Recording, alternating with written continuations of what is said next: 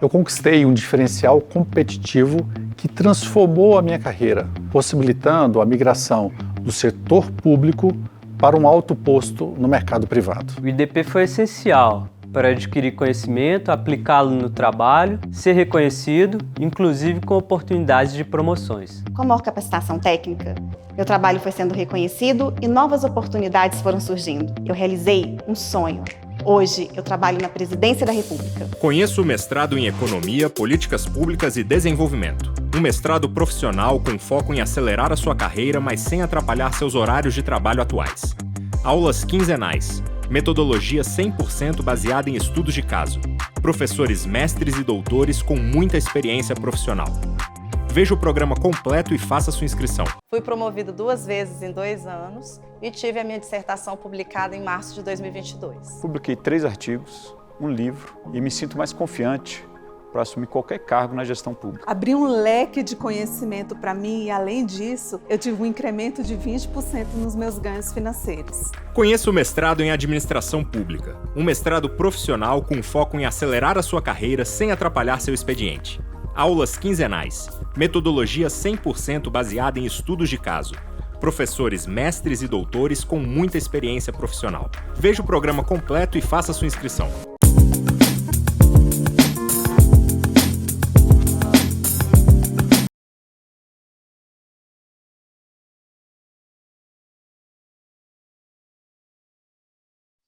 Boa noite, pessoal. Como estão todos? Em Brasília, 19 horas. Alguns já ouviram essa frase. E aí, gente, tudo bem? Todo mundo pronto para a gente dar continuidade ao nosso trabalho? Deixa eu ver, 22 pessoas, 7 horas e 1 minuto, 2 minutos agora. E temos aí uma noite de encerramento, de sprint final. E acredito que a gente vai fechar com chave de ouro. Ontem eu fiz uma análise de quantas participações nós tivemos no chat. E chegamos a 315 participações no chat. De 7 às 9 da noite, 315 participações. Assim. Muito bacana aí a análise da aula de ontem, né? Mostra que o desenvolvimento que a gente fez, mesmo sendo à distância, trouxe para todos aí a oportunidade de colocar ideias pelo chat, então deu muito certo. Fiquei feliz com esse número. Eu falei, ó, a participação está boa, mas quantos? Aí coloquei lá e contabilizei, deu 315. Como tinham cerca de 49 o tempo todo, eu acredito que a gente chega aí num número de mais de 6 participações por cada um. Como alguns não participam, quer dizer, muita gente participou, agradeço por isso, faz toda a diferença. Então, vamos para frente. Hoje é o dia da gente tratar de alguns tópicos interessantes sobre cenários e inovação. Então, a gente tratou um pouco já dessa questão de cenário e inovação, mas eu fiz questão do início, né? Trabalhar com a questão do diagnóstico, para vocês aprenderem realmente sobre o diagnóstico. Né? E eu acredito que ficou bem claro o diagnóstico e depois como montar uma estratégia. Agora vocês estão prontos para isso, para montar uma estratégia baseada nisso. E hoje vai ser um pouco mais leve essa questão. Vou falar um pouco de usuário, né? Quem já foi meu aluno aí nas palestras de UX, vai lembrar de como eu valorizo essa questão de entender o nosso cliente, o cidadão, o usuário dos sistemas, entender o que ele pensa, onde ele está, contexto de uso da ferramenta. Isso vai ser bem interessante. Ana Rosa colocou, boa noite, professor. A imagem reproduz bem que a corrida é diária dentro da análise de que a tecnologia é dinâmica e deve ser vista como atemporal, atemporânea. Legal, Ana Rosa, é isso mesmo. A gente corre todo dia e é dinâmico. Né? A gente passa por vários momentos e, às vezes, a gente dá uma volta, né? É um ciclo. Né? Chega no início de novo, só que sempre num ciclo em espiral. Isso eu aprendi com um chefe que eu tive há muitos anos. E ele falava assim, o mundo é cíclico, só que é em espiral. O que ele quer dizer? A gente volta ao mesmo ponto, só que num patamar acima, com outro conhecimento. Então, quando vocês analisam a moda vintage, né? até nos times de futebol, você pode comprar a camisa atual, mas você pode comprar a camisa da década de 70. Aquela camisa é idêntica dos anos 70, mas com a tecnologia de tecido de hoje em dia. Não é o mesmo tecido daquela época. Então, realmente, voltou aquela camisa daquela época, aquela referência, o número quadradão, aquilo tudo, a gola, 2 cores na gola, aquilo tudo fez sentido hoje para o público, mas a tecnologia de tecido utilizada para simular aquela camisa é atual, porque ela traz conforto, ela traz performance, né? Performance. Então, ótimo exemplo. Já estamos com 28 pessoas na sala e vamos começar. Então, gente, hoje eu vou começar trazendo uns casos, sabe?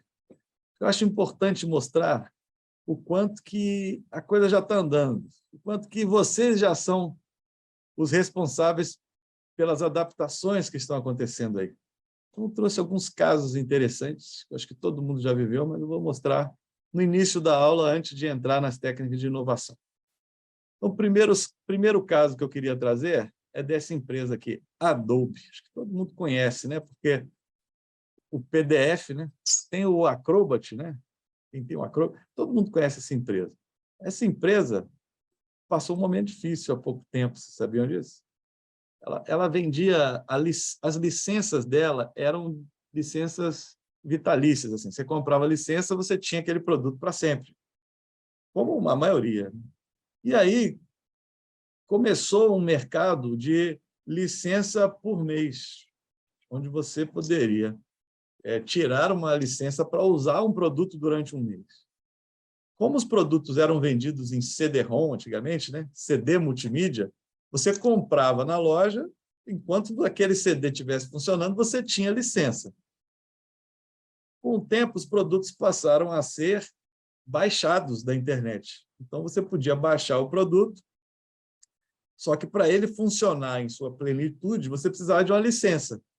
Eles que eram acostumados com aquela licença associada à compra do produto, à compra do pacote, quando isso foi para o online, eles tiveram que tomar uma decisão. Será que a gente continua vendendo a licença vitalícia, mesmo ele podendo baixar, ou a gente entra nessa onda que a transformação digital está trazendo, que é paga por mês, você pode fazer o plano anual, fica mais barato, mas não é mais vitalícia, e com isso eu vou cobrar menos. Então, para ter uma licença vitalícia, por exemplo, de um software, você pagava 2 a 3 mil reais. Agora, ele te cobra por mês 149. Então, é uma mudança que a transformação digital trouxe. E eles tiveram que escolher. O que eles vão fazer nisso? E aí eu estou trazendo aqui, crescimento dos modelos de licença de software por assinatura ameaçou o negócio de licença perpétua. Mudou o modelo do Creative Cloud com licenças perpétuas de $2.500 para assinaturas a partir de $50 por mês. Tiveram que abrir mão de 70% dos lucros de 2013 e 2014 para isso. Então, foi um momento difícil. Na época, diziam, inclusive, que o CEO da Adobe era o louco, né, chamavam de louco pelo que ele estava fazendo. Só que, com paciência, em 2019, ele triplicou os lucros de 2012 com ações na Bolsa de Valores, alcançando mais de 650%. E hoje, muitas pessoas que, inclusive, trabalham na área de transformação digital, desenvolvendo interfaces, usam o pacote Adobe. E aí pagam mensalmente para ter esse produto. Ninguém paga mais a licença vitalícia, isso virou um padrão. Mas eles tiveram que se reinventar, tiveram um momento de prejuízo imenso. Então, quem é usuário aí do Adobe XD para conceber, olha, o Cordeiro sabe que tem um custo mensal, que a maioria diz, acho que vale a pena, mas eles tiveram um momento super difícil ali em 2012, 2013, 2014, quando eles migraram da licença perpétua, a licença vitalícia, para a licença mensal, e tudo isso veio por causa da transformação digital, porque você não precisava mais do CD físico para baixar o programa, e aí todo mundo podia baixar, e a maneira de lutar contra também a pirataria e tal, esses crackers, né, para poder usar os programas, foi fazer essa transição que trouxe um momento difícil de ter que abrir mão de 70% dos lucros em 2013 e 2014. Então, faz parte da transformação digital mudar o modelo de negócio? Faz. Por isso que eu falo, é uma mudança de estratégia organizacional que envolve a dimensão transformação digital. Isso é muito importante, para que vocês entrem numa reunião e não deixem as pessoas iniciar o papo sobre a transformação digital associado à criação de um portal ou de um app.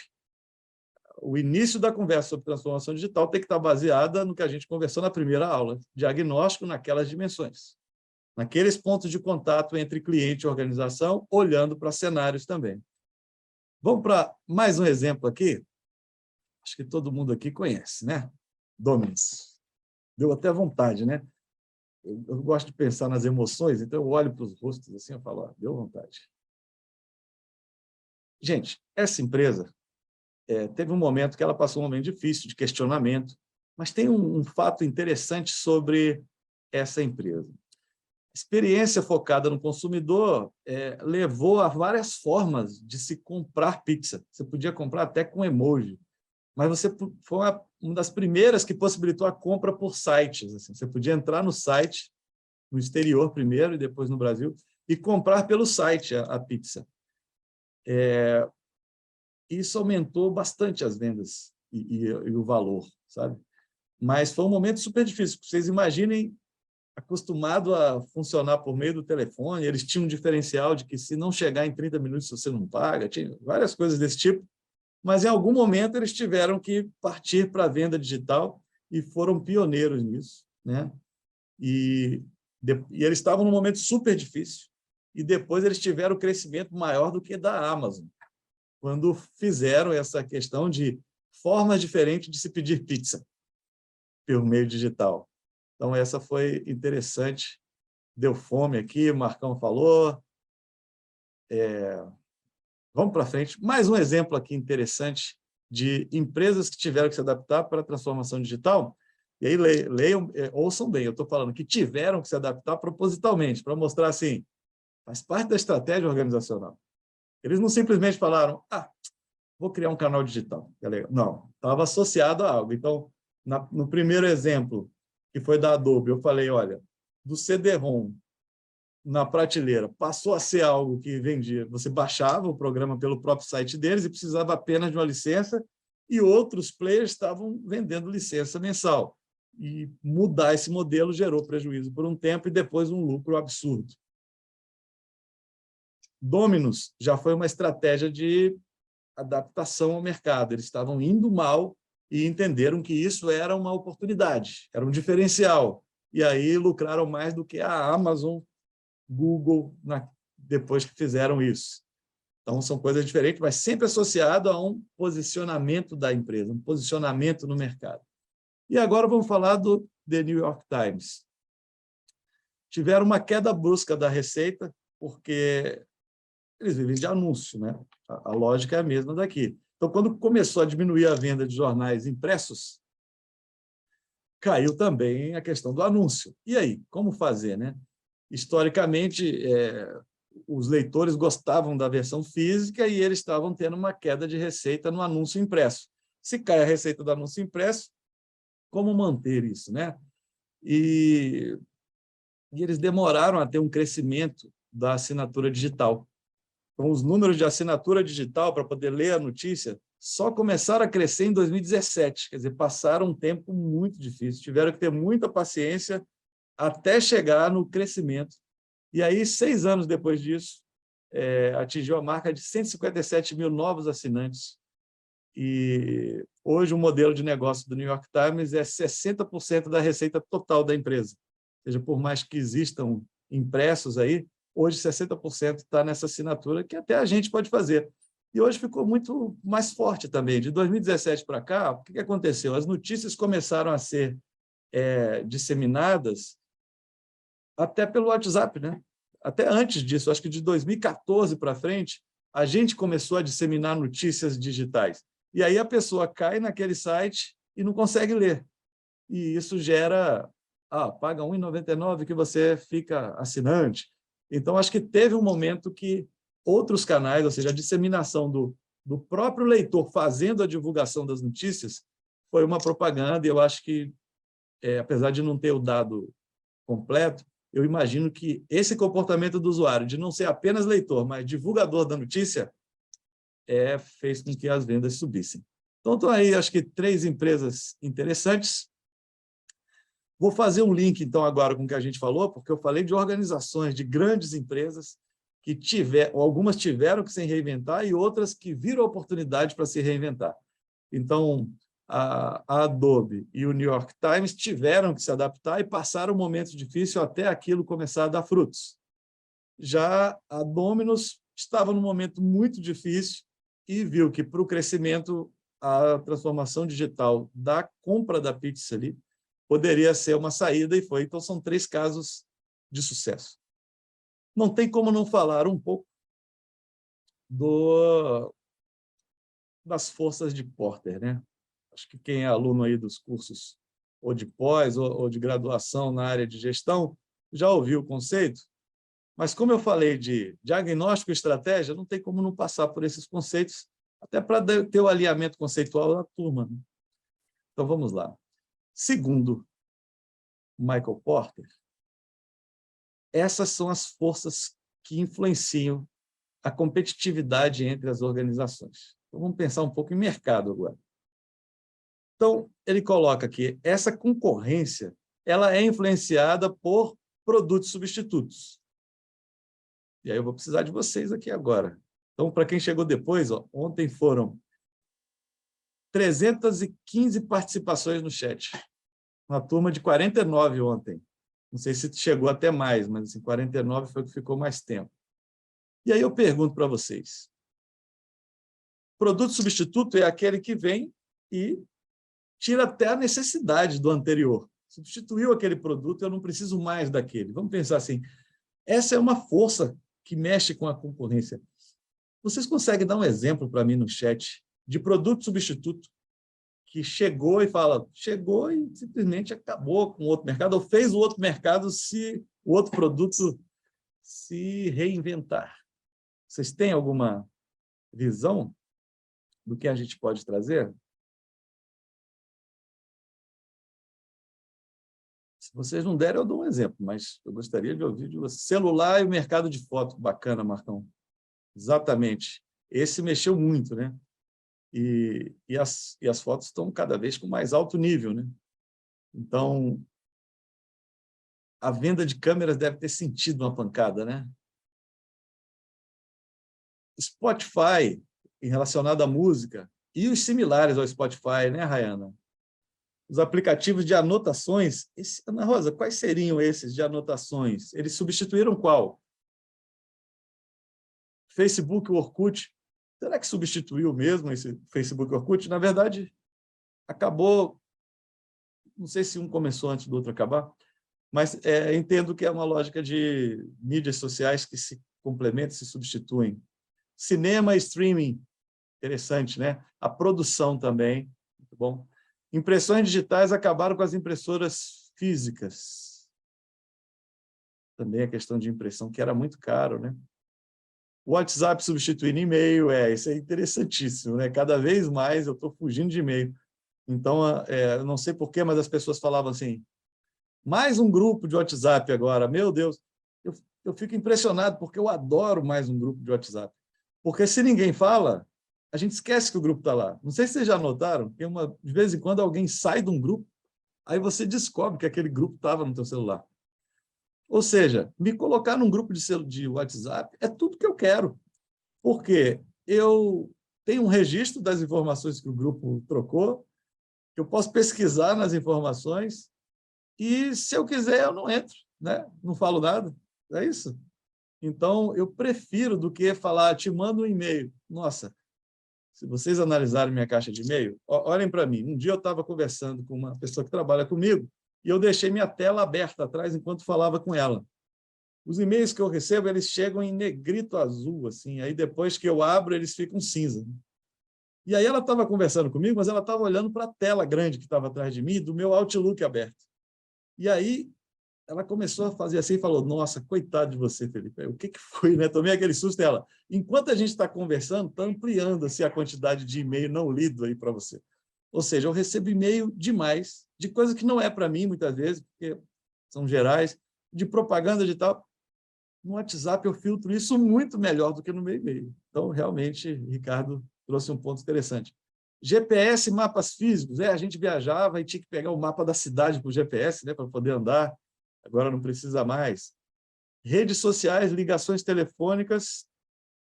Perfeito. Eu acho que tem ainda a questão do voz sobre IP, né? Que é os telefones baseados em IP, né? Isso é interessante também. A gente liga pelo WhatsApp direto. Carteira de pagamento no celular. Estão reduzindo o uso de cartão de crédito em plástico. Pois é, um colega meu, Ciro Avelino, ele falou assim, esse negócio do Pix agendado vai acabar com o cartão de crédito, ele falou. Eu achei super interessante essa visão dele. O que vocês acham? Ou seja, se eu agendo o Pix para... vou fazer o Pix aqui para tal e tal data. Isso gerar uma relação de confiança, será que o cartão de crédito vai sentir? Então, já sentiu pelo NFC ali, pelo que colocou o Davi. Muito bem colocado, Davi, achei interessante. Plataforma de streaming versus locador. Locadora, e tempo bom. Aí tem uma questão de emoção, tá, gente? Eu gostava de ir lá. E o pior é que eu ficava triste quando o filme que eu queria não estava. Às vezes eu esquecia de devolver, pagava multa. Tinha tudo isso que era chato, mas eu, meus irmãos, a gente ia, pegava os filmes, voltava correndo para casa naquele Toshiba 4 cabeças, que até hoje eu não sei o que quer dizer esse 4 cabeças. Mas falava 4 cabeças, né? E a gente ficava doido com aquilo de filme. Eu sinto falta do clima de locadora, de ir lá ficar escolhendo os filmes e mostra o que você acha desse. Porque no Netflix, a impressão que eu tenho é que eu nunca vou escolher, então eu acabo escolhendo um, sabe? E aí fazendo um link com a disciplina.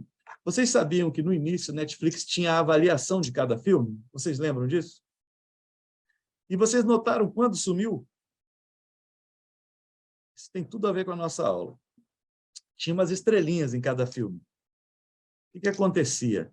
Eu mesmo escolhia mais rápido quando tinha isso. Porque pelas estrelinhas eu falava, eu vou nesse. Estou na dúvida, eu vou nesse mais bem avaliado. Eles tiraram a avaliação porque a avaliação influencia o consumo. E no caso deles, eles querem que todos sejam consumidos, porque você não paga por filme, você paga pela assinatura. Não é isso? Então, eles tiraram. Foi uma estratégia de alteração por causa da transformação digital. Cordeiro, imagens aéreas com drone. Interessante, Cordeiro. E você é bom nisso. Márcio Pacheco, jornais digitais e desnecessidade de jornais impressos. Minimizou custos. Contribuiu com o conceito de sustentabilidade. Verdade? Mas os jornais impressos não pararam, né? Isso é Márcio. Interessante isso, né? Os jornais impressos ainda são vendidos, apesar de que a gente viu que 60% da receita do The New York Times é pela assinatura digital. Mas ainda tem o impresso e ainda tem anúncio por causa dos classificados, trabalho, né? E as pessoas não veem isso. Você não consegue acessar classificados online, consegue? E aí me corrijam, mas eu nunca usei. Se tiver, vai ser perfeito. Pensa só, classificados, eu entro online, né? Quem sabe não vai ser a próxima transformação? App de música, pendrive, fita. Pendrive eu tenho, mas também está entrando meio em desuso com a nuvem, né? Tem razão. Aplicativo de anotações, ela explicou. Notability, digitação por aplicativo que se grava em nuvem. Perfeito. A plataforma Apple já tem isso mais forte, né? Muito bacana isso na Apple. Se você escreve no bloco de notas do seu computador, já está no seu bloco de notas do seu celular, né, para jornalistas e tal, é super bacana. Check-in versus check-in no balcão. Check-in online é excelente, né? Carteira de trabalho digital, carteira de trabalho em papel. Pois é, Ricardo. Isso tem feito parte de muitas palestras que eu dou, porque às vezes me fazem umas perguntas sobre, mas e a transformação digital? O que faz? Eu dou esse exemplo. O Ricardo é um líder desse projeto Carteira Digital de Trabalho. Agora, demorava 15 dias, gente. E só tinha em, sei lá, 600, 700 municípios. Num Brasil de 5.500 municípios. Ou seja, as pessoas precisavam viajar para tirar a carteira de trabalho. A verdade é essa, em alguns casos, né? Então, assim, quem não estava numa capital grande, estava no município, eles iam para o município ao lado, pediam a carteira e em 15 dias eles recebiam a carteira. Agora, você imagina o impacto disso na contratação? Né? O impacto disso no custo para a emissão de uma carteira, você tinha um deslocamento de ônibus, voltar, uma almoça nessa cidade. E agora, o Luquinhas, meu filho de 2 anos, ele tem carteira de trabalho já. Nossa Senhora! Isso é transformação digital. Por que ele tem? Porque quem tem um CPF tem carteira digital. Eu estou falando à vontade, assim, apesar de... Porque se der problema, se eu falar algo errado, o criador está aqui comigo. É o Ricardo Moreira, grande líder desse projeto. E eu tive a oportunidade de trabalhar muito mais como analista de UX na equipe, mas a iniciativa foi do pessoal do trabalho, altíssimo nível. Rayana, era um programa aí na locadora. Kindle e afins, pagar a multa para não rebobinar, TV de tubo, identidade digital também. Excelente.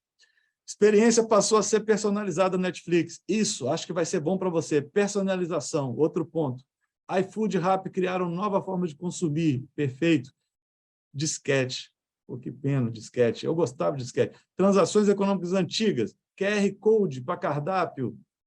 Gente, tá bom de exemplo. Na verdade, tem que imprimir isso que vocês escreveram, transformar numa apostila para eu dar a próxima aula. Como eu estou salvando os chats, vocês vão ser muito citados. Muita ideia bacana. Então, vocês notaram que nos exemplos que deram, e era esse meu objetivo, nos exemplos que deram, grande parte está ligada à transformação digital. Então, no passado, eu vou contar o caso da Olivetti aqui, para tirar um pouco do digital e vocês entenderem que novas tecnologias impactam na outra. Como não sei se foi a Ana Rosa falou de Kodak, eu vou trazer o caso da Olivetti, que eu já usei em aula, usei hoje para vocês. Era uma nova tecnologia que substituiu. É a primeira força que o Potter coloca aqui, ó, ameaça de produtos substitutos. Agora, pense comigo. Hoje em dia, a maioria dos produtos substitutos estão se apoiando em plataformas digitais. Então, ou as empresas se adaptam, ou elas perdem espaço na concorrência. E isso quer dizer que elas não vão se sustentar sob a dimensão financeira também. Ou seja, podem ir à falência se não fizerem isso. Então, gente, é uma oportunidade, como foi o caso da Domino's, mas na maioria dos casos, as pessoas estão precisando se adaptar justamente para poder sobreviver. Poder de barganha dos clientes. E aí vem o outro ponto. Os clientes definem muito. Eu acho que é a principal força que a gente tem que analisar para a transformação digital. O que os clientes querem, né? O táxi também, né? E táxi ainda existe, está meio como o jornal impresso, né, Edson? Ele ainda existe, apesar dos aplicativos terem ganhado muito espaço. Poder de barganha dos fornecedores. Então, assim, se eu tenho 2 empresas que oferecem o mesmo produto, essa empresa tem uma relação com o fornecedor diferente da relação que essa tem, essa entra com um produto diferenciado em preço, por exemplo, ou em qualidade. Se a gente insere a transformação digital nisso e fala para o meu cliente, eu digitalizei e com isso eu consigo entrar com o mesmo serviço, só que mais barato, eu ganho mercado também. E aí é concorrência. É na forma de atendimento, nesse caso. Ameaça de novos entrantes, esse aí eu nem vou pedir exemplo no chat, porque vocês já citaram vários no exemplo que eu pedi de novos entrantes, mas assim, nos produtos substitutos, vocês falaram de novos entrantes, mas assim, quando chega alguém no mercado, se ele chega com um diferencial baseado em algo que traz eficiência e baixo custo, normalmente ele vai ganhar grande parte do mercado rapidamente. Não quer dizer que isso será sustentável, porque grandes empresas são navios, né? Então eles não afundam também por qualquer chuva. Agora, as pequenas empresas que são bots e chegam com um diferencial de agilidade e qualidade na entrega do serviço, se elas tiverem a capacidade de sustentar esse diferencial que ela trouxe com aquela nova tecnologia, a tendência é que ela se mantenha no mercado. Então, eu pergunto para vocês, ontem a gente citou Nubank, C6, N25, né, que a Anne citou, são bancos que chegaram agora praticamente baseados no modelo digital. E do outro lado a gente tem Banco do Brasil, Caixa. Mexeu com o Banco do Brasil, Caixa, Itaú e Bradesco? Mexeu. Eles se adaptaram, né? Correram atrás de várias adaptações, mas não sentiram ao ponto de sair do mercado. Então, esses novos entrantes trouxeram ameaças e eles se adaptaram ao produto. Pra vocês terem uma ideia, tinha um aplicativo chamado Guia Bolso. Esse Guia Bolso foi a base para a evolução de muito Internet Banking. Então, o Internet Banking ele só mostrava extrato, conta, fazia transações e tal. Aí veio um aplicativo chamado Guia Bolso e outros similares, que você dava os dados da sua conta para esse aplicativo, olha o perigo, né? Mas você dava os dados. Sabe o que esse aplicativo fazia? Ele te ajudava com o controle financeiro da sua família. Ele te dizia, ó, tantos por cento dos seus gastos são em escola, tantos por cento dos seus gastos são em restaurante. O dinheiro da sua conta acaba normalmente no dia 20. E aí essas pessoas começaram a utilizar cada vez mais. O que os grandes bancos fizeram? Hoje tem esse controle dentro dos aplicativos dos bancos, não sei se vocês já notaram, mas normalmente é uma outra aba, é um link, mas você chega lá e ele faz um gráfico de pizza. Por quê? Quem ameaçou isso? Foi uma empresa pequena em relação ao grande banco, mas faz toda a relação, então. Então, o que eu queria trazer para vocês com as forças competitivas é isso, mostrar que a transformação digital ela é tratada no âmbito da concepção de uma estratégia de sustentabilidade, de crescimento de uma empresa, nesse sentido. Agora, vou trazer exemplos disso para não ficar muito teórico também, né? Porque hoje é o dia do fechamento, hoje é o dia que a gente vai chegar sprintando, então vamos dizer que essas aqui são as últimas subidas da nossa corrida. Forças competitivas, ameaça de novos entrantes. Aí exemplos. Um novo entrante que chega com economia de escala, com diferenciação de produto, que chega com uma parceria, que chega com um canal de distribuição diferente. Produtos substitutos, um produto que chega com a qualidade melhor e mesmo preço, que chega com relação entre preço e desempenho mais adequada para o cliente. Em relação ao poder de barganha, qualidade, grau de concentração de fornecedores e clientes, ou seja, a negociação com esses clientes, e quantidade de concorrentes, tudo isso deve ser levado em consideração. Dessa forma, durante a transformação digital, vocês vão passar por pensamentos.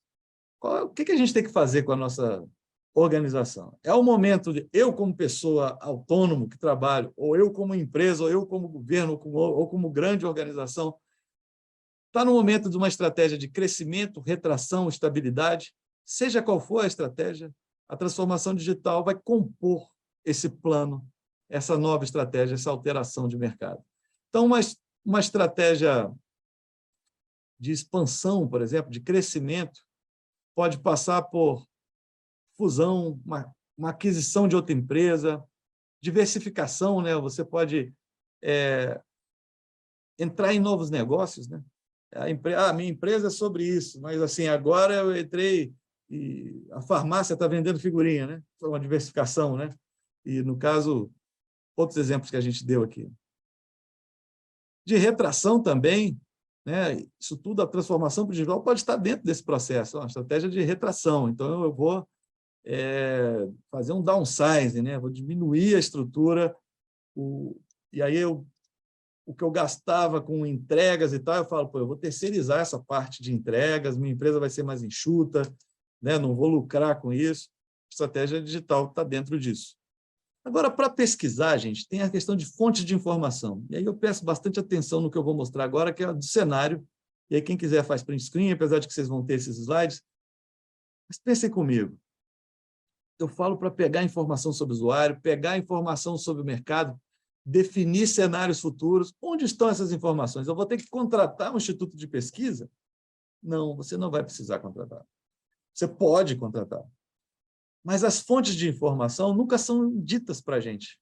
E aí tem um modelo do Shun-Wei Xu, que é esse que está aqui embaixo do título dele. Ó. Barbosa fez a atualização, eu dei a fonte para ele, porque veio de um trabalho de mestrado. Porém, o autor é o Shun-Wei Xu, que veio em Brasília uma vez dar uma palestra em japonesinho. Tem um livro chamado Gestão do Conhecimento nas Organizações. Então, ele fala de informação para a concepção de estratégias.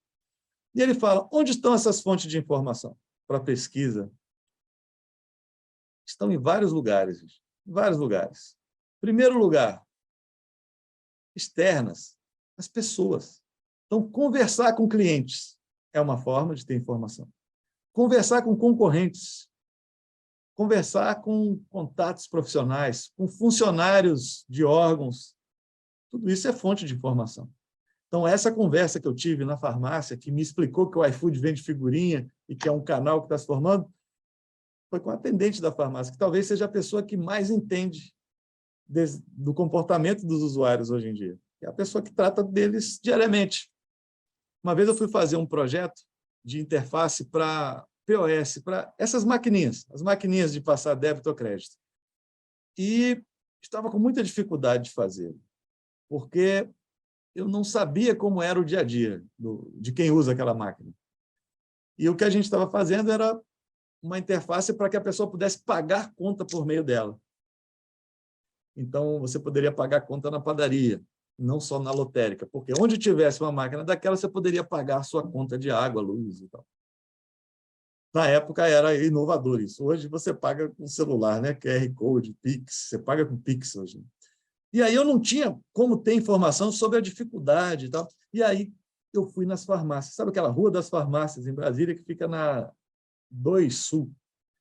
E eu fui de loja em loja com um questionário.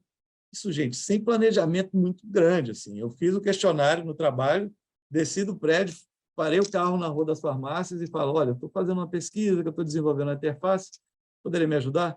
Posso. E fiz as perguntas. O que eu descobri nessa pergunta? Né? Nessa entrevista que eu fiz, eu devo ter gastado 1h30 de sair do trabalho e voltar para o trabalho. Tá? Foi algo muito rápido. Mas eu descobri que o grande problema dessas maquininhas é o estorno. Nem passava pela minha cabeça isso. E isso fez toda a diferença na concepção da interface. A interface era super simples, aquela telinha só tem números e letras. Tá? Não sei se vocês conhecem ali, a interface não era muito possível assim, de se fazer outras coisas. E aí, quando eu identifiquei isso, as pessoas repetiam isso, falavam, o problema que a gente tem nessa máquina é o estorno. Primeiro, porque é difícil encontrar onde fazer. Segundo, porque ele demora. Terceiro, porque se eu estou fazendo um estorno, tem alguém chateado na minha frente. Olha o ponto que eu nunca ia considerar se não fosse ao público, né? Se eu estou fazendo estorno, tem alguém chateado. E como demora, aumenta a fila. Então, outras pessoas que não têm nada a ver ficam chateadas também. Então, olha só, uma funcionalidadezinha que eu nem sabia que podia ser um problema para a gente, de estornar aquele pagamento feito, imagina, era onde eu tinha que simplificar a interface, de criar algo que simplificasse o estorno. E eu nunca ia imaginar que uma funcionalidade está ligada a uma emoção, ou seja, ele estava sempre insatisfeito de fazer estorno, porque se alguém pediu para estornar, ele estava chateado com a experiência dele naquela loja. Então, fica aí. Fonte externa, pessoais. Eu fui lá e conversei com as pessoas que trabalham ali. Internas, com as próprias pessoas que trabalham, acho que conversar com essas pessoas eu acho importante, porque todo mundo tem o seu conhecimento, tem lições aprendidas. Quantas vezes um projeto é feito dentro da mesma empresa e ele para no mesmo problema? E a gente fala, poxa, faltou compartilhar boas práticas. E elas podem ser impessoais, jornais, publicações, rádio, associações comerciais, conferências, anais de congresso. Além disso, os memorandos internos, ou seja, nós temos informação disponível independente da contratação de um grupo de pesquisa. É o que eu peço que vocês façam para ajudar no diagnóstico. Agora vamos falar um pouquinho do nosso país? 4º país com maior número absoluto de usuários de internet. Olha o ambiente propício aí. Vocês sabiam disso? Só perde para Estados Unidos, Índia e China. Ou seja, chegamos no nosso máximo, né? Porque passar desses 3 aí está difícil, eu acho. Né? Eu acho que passar dos Estados Unidos, Índia e China em número de usuários, eu acho super difícil. Ambiente propício à transformação digital. Próximo slide. 81% da população brasileira com mais de 10 anos tem acesso à internet. Interessante, né? Nem sempre a gente sabe disso. 81% da população com mais de 10 anos do Brasil tem acesso à internet. Eu vou detalhar esse dado em outros que eu trouxe aqui. O Brasil está no 1º lugar no ranking mundial de pessoas que passam mais tempo usando aplicativos. Essa aula aqui está contando, porque o Zoom é um aplicativo, né? Mas o WhatsApp, gente, é um aplicativo. Instagram, LinkedIn, Facebook, são aplicativos. Só que a gente passa muito tempo. Não sei se eu coloquei o tempo aqui, mas é 6h30, tá? Não coloquei, mas tem uma notícia, quem buscar no Google vai ver a notícia, e aí, dependendo da notícia, vai falar, ué, professor, está em segundo lugar. É porque essa App N, né, essa empresa, ela faz a análise por trimestre. Primeiro quarto, segundo quarto e tal. E aí ela, eu acho que é isso, eu acho que é por trimestre. E aí a Índia fica em primeiro, a gente em segundo, depois troca, mas é muito pouca a diferença, é 6h30, o outro 6h40, no outro trimestre dá a gente 6h20, ele 6h30. Então, assim, no fundo, tem ambiente propício à transformação digital, porque o brasileiro tem acesso, em 80% dos casos, e o brasileiro fica bastante tempo nessa internet. Então, vou falar um pouquinho de perfil de usuário agora. Presta atenção aí, quem gosta dessa área. E a pergunta é, quais os perfis de usuário que serão beneficiados lá do nosso diagnóstico? E retomei isso. Quais são os que vão ser beneficiados com a transformação digital? São todos?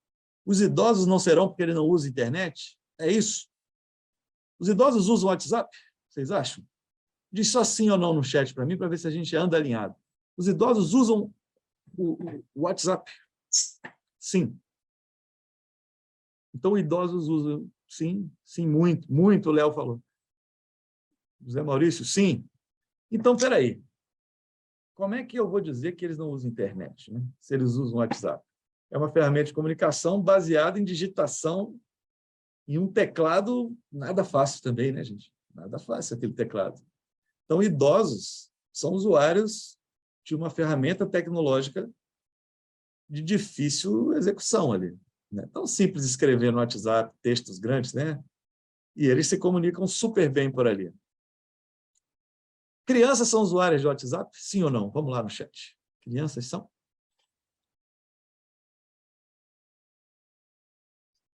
Sim. Então, assim, pelo que está sendo colocado aqui, ferramenta de comunicação, tanto criança como idoso usa. Minha filha respondeu que sim, a Rayana falou. Legal. Mas tanto criança como idoso usa uma ferramenta de comunicação que não é tão fácil, né? Você já viu pesquisar uma mensagem que passou, acompanhar um grupo de WhatsApp, tipo o grupo que eu tenho no colégio militar dos alunos. Outro dia eu fui para um churrasco da turma uma semana antes. E aí cheguei lá na porta, o pessoal, é semana que vem, né?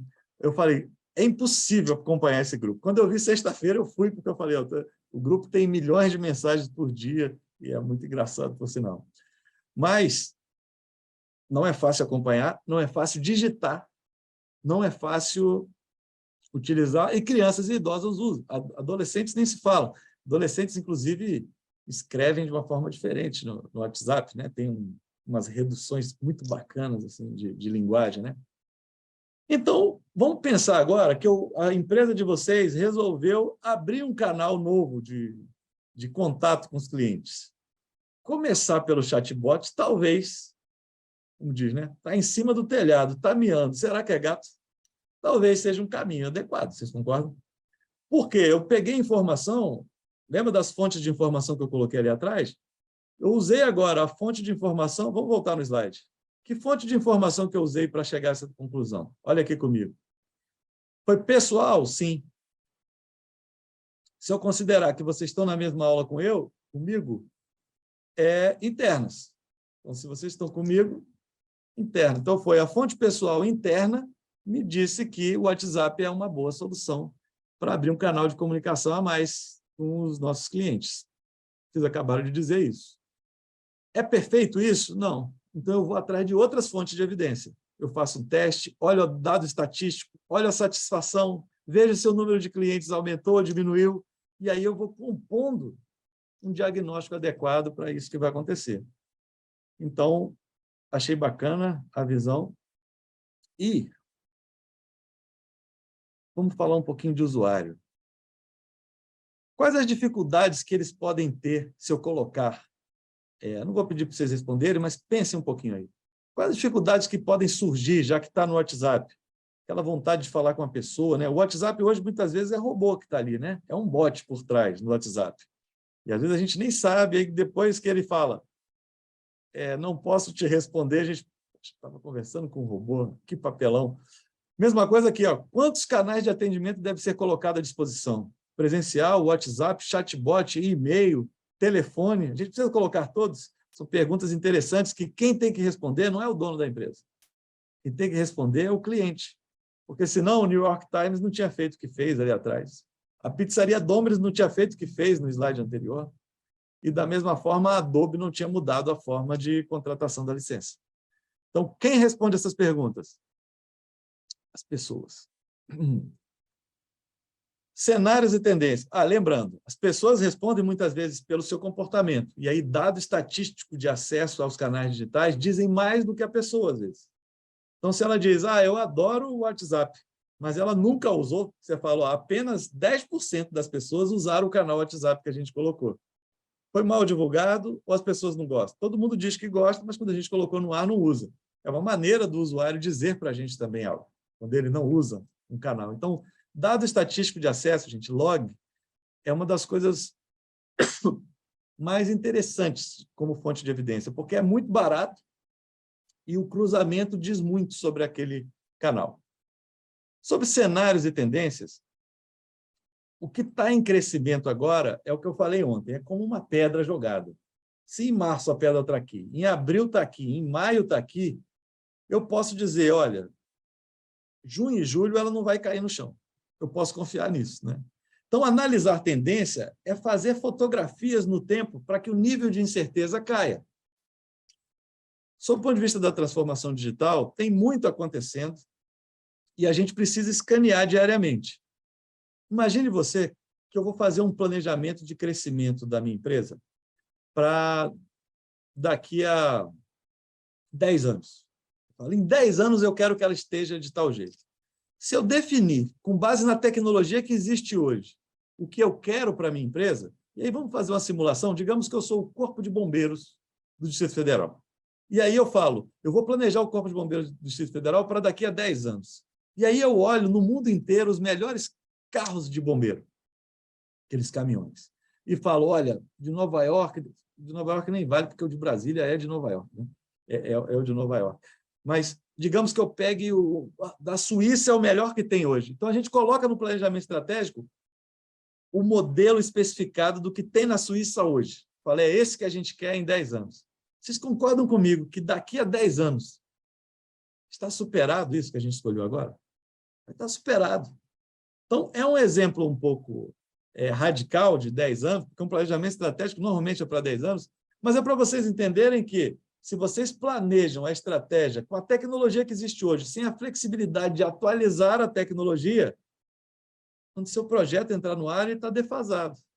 Por isso eu falei do ser incremental, flexível, tecnologias que eu possa alterar no caminho. E é tudo muito rápido. Então, analisar cenários tem essa visão. Agora, gente, eu vou trazer alguns dados sobre a pesquisa que saiu sexta-feira passada, tá? Sexta-feira, essa pesquisa foi colocada aí no ar, trouxe dados super interessantes, e aí eu vou passar por alguns pontos. Ana Rosa trouxe uma questão, a China necessita do VPN, não entendo, mas é uma dúvida em relação a isso. Vamos tentar ir lá na frente um pouquinho para não sair tanto do tema, mas é uma dúvida interessante, não sei se até outra pessoa da sala pode usar. Falou de metodologia omnichannel, o Hilton. Vamos seguindo e a gente tenta voltar nesse ponto aí, se for possível. Aqui, gente, domicílios com computador no Brasil. E aí, classe DE, se não me engano, até R$2.000 e poucos. E classe C, R$2.000 a R$4.000, acho que é algo assim. Então, vamos ver, domicílios com computador. Conseguiram analisar sob o ponto de vista de classe, de região, de área. Então, assim, em relação à área urbana, rural, a área urbana, 42% dos domicílios têm computador. Interessante, uma visão interessante. Em relação a regiões, a gente vê que Norte e Nordeste, apenas 30% das casas têm computador. Mas vocês notem que é baixa em todas as regiões, né? Nenhuma chega a 50% dos domicílios com computador. Isso é uma tendência. né? Porque assim, a classe A é a que mais tem, mas se a gente for analisar a questão de domicílios com internet, isso sobe bastante, ou seja, 40% com computador, mas eu tenho aqui de 70% na área rural a 80%. Isso quer dizer que o celular está substituindo computadores. É uma visão interessante para se fazer. Celular, 70% dos domicílios têm acesso à internet por área, né? De 2018 a 2021, mas 70%. E tem um crescimento recente, né? Você vê, 2017 era 34%, 2021 já está 71%. O mesmo acontecendo com as outras. Na urbana, saiu de 65% para 83%. Quer dizer, houve um avanço. Quando eu falei da pedra sendo jogada, do projétil, vocês concordam que essa queda não vai acontecer com tanta rapidez? Então, o que isso mostra? Pode ter crescimento, pode ter queda, mas, de qualquer forma, continua com o ambiente propício, porque o percentual de casas com internet no Brasil, de 2008 a 2021, hoje a gente pode dizer que está entre 70% e 80%, tanto no ambiente rural como no ambiente urbano. Essa é uma forma de analisar cenário para a transformação digital. Outro dado importante, a subida no rural foi grande, Edson, eu também achei super interessante. É interessante buscar também os motivos, né, o tipo de contratação deles, isso também é importante aprofundar para cada tipo de negócio, né, de organização. Domicílio com acesso à internet. Agora, pensando em região e classe. Olha como, em região, em relação à classe, a DE tem 61% aqui de acesso à internet, enquanto que a DE tem 10% de computadores. Então, ter computador e ter internet passou a ser coisa diferente. Ou seja, quem tem um celular tem acesso à internet. Portanto, já ouviram falar de mobile first, né? Mobile first. Primeiro, celular, né? Pensar em dispositivos móveis primeiro. Coloque isso como primeiro. Não é por acaso, porque as pessoas estão acessando via celular. E é interessante notar também como é muito parelho nas regiões o acesso a domicílios com internet, né? 84, 83, 77, quer dizer, a relação computador-internet se acabou nessa visão que a gente está trazendo aqui. Ela não faz mais sentido. Quem tem computador tem internet. Não. Hoje, a internet no celular é o canal de acesso às tecnologias digitais. Podemos dizer isso, nesse momento, olhando dados de uma pesquisa, que seria uma fonte impessoal externa. Concordam? Então, aqui, eu fiz pergunta para vocês, usei uma fonte de informação pessoal interna, vocês que me disseram, idosos e crianças usam o WhatsApp. Fonte pessoal interna e qualificadíssima, né? E, por outro lado, agora eu estou com uma fonte impessoal e externa. Juntando essas duas, eu consigo tomar decisões de uma forma mais acertada e correr riscos menores na transformação digital. Até aqui tudo bem? O crescimento é bacana de analisar, né? Então, vamos lá, domicílios com acesso. Esse aqui é outro interessante. Olha usuários com internet. Por grau de instrução, você vê que o nível fundamental, menos acesso, porque também está ligado à renda. Agora, olha a classe DE, né? 66%. Ao mesmo tempo, olha os 60 anos ou mais. Usuários de internet com 60 anos ou mais, 48%. Então, tem uma queda muito grande a partir dos 60 anos em acesso à internet no Brasil. Então, se eu quiser, por exemplo, criar um produto para a classe DE, com mais de 60 anos, eu tenho que considerar que, pensando isso, lógico, de forma global, sem segmentar meus clientes, tá? Mas eu tenho que pensar que tem grande chance de ser um público com certa dificuldade no acesso à internet. Por quê? Classe DE, mais de 48 anos. Então, gente, eu estou mais mostrando formas de se tirar insights de informações públicas. Isso aqui foi publicado, isso aqui está aí na internet. O CGI-BR faz essa pesquisa anualmente e ela colocou no ar sexta-feira. Sexta-feira teve a apresentação deles e, em seguida, entrou no ar. Remote first, ótimo, Wellington. Boa sacada, né? Eu não preciso estar em lugar nenhum. Onde eu estiver, eu acesso. É por aí a sacada, né, Wellington? Eu não ouvi esse termo, não sei se foi uma criação sua ou eu que não captei mesmo. Aqui tem outro ponto interessante, ó. Por dispositivo utilizado, usuários de internet. Aí a gente tem aqui telefone celular. Olha só, foi crescendo, 99% dos usuários de internet por telefone celular. Olha a televisão como cresceu. Gente, quem vai atuar com transformação digital tem que considerar isso. Ou seja, a internet na TV tem sido uma realidade assim, devastadora o crescimento. Olha de 2018 para cá, ó, de 30% para 50%. Isso é uma alteração brusca no mercado e é um espaço que talvez a gente não tenha pensado em ocupar. Por isso que eu falei, transformação digital não é criar app nem criar portal. É entender e ver como a transformação digital pode ajudar na minha transformação, nas lacunas que eu preciso. Então, esse crescimento aqui de internet no canal TV foi impressionante. Por outro lado, a queda no uso do computador, né? Você vê que de 2019 para cá, praticamente caiu para 36%. A queda imensa de 2020 para cá, a questão do computador. Está fazendo sentido esses slides para vocês? Porque assim, é um conteúdo super pesado analisar gráfico. Eu estou tentando trazer para vocês o quanto que, se você tiver na sintonia da transformação digital, pensando como minha organização pode atuar nisso, é outro sentido. Então, espero que alguém saia daqui imaginando o que eu posso criar para que minha organização ou eu esteja nesse espaço de TV, já que está em crescimento e não parece ser um crescimento, tem bastante empuxo aí, né? Não parece ser algo que cai para o ano que vem, me parece que vai para 60% no próximo ano, pelo caminho que está ali. Aí, ano que vem, vocês vão olhar, vocês vão lembrar disso. A aula está gravada, né? Se eu errar, vocês vejam e comentem embaixo, mas me parece que é um ângulo muito forte, né? De 44 para 50, foi um crescimento muito grande. Mas tem platôs, né? Tem essas possibilidades. Queria falar desse gráfico aqui. Eu peguei alguns, tá, gente? Tem gráfico para caramba essa pesquisa, ela é enorme. Mas como nem todo mundo tem a cultura de ler pesquisa, e eu sou professor, né? Então isso aqui é meio que meu dia a dia, né? O trabalho dos alunos, criar gráfico.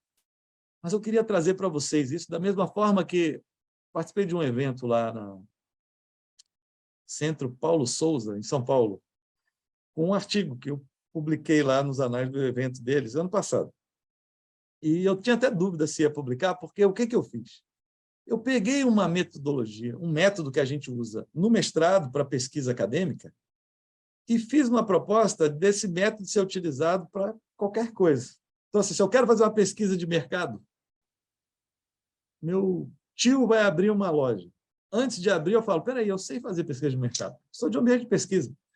E eu sempre achei estranho o fato de pesquisador só pesquisar no ambiente acadêmico. Se você é pesquisador, você pesquisa em qualquer ambiente.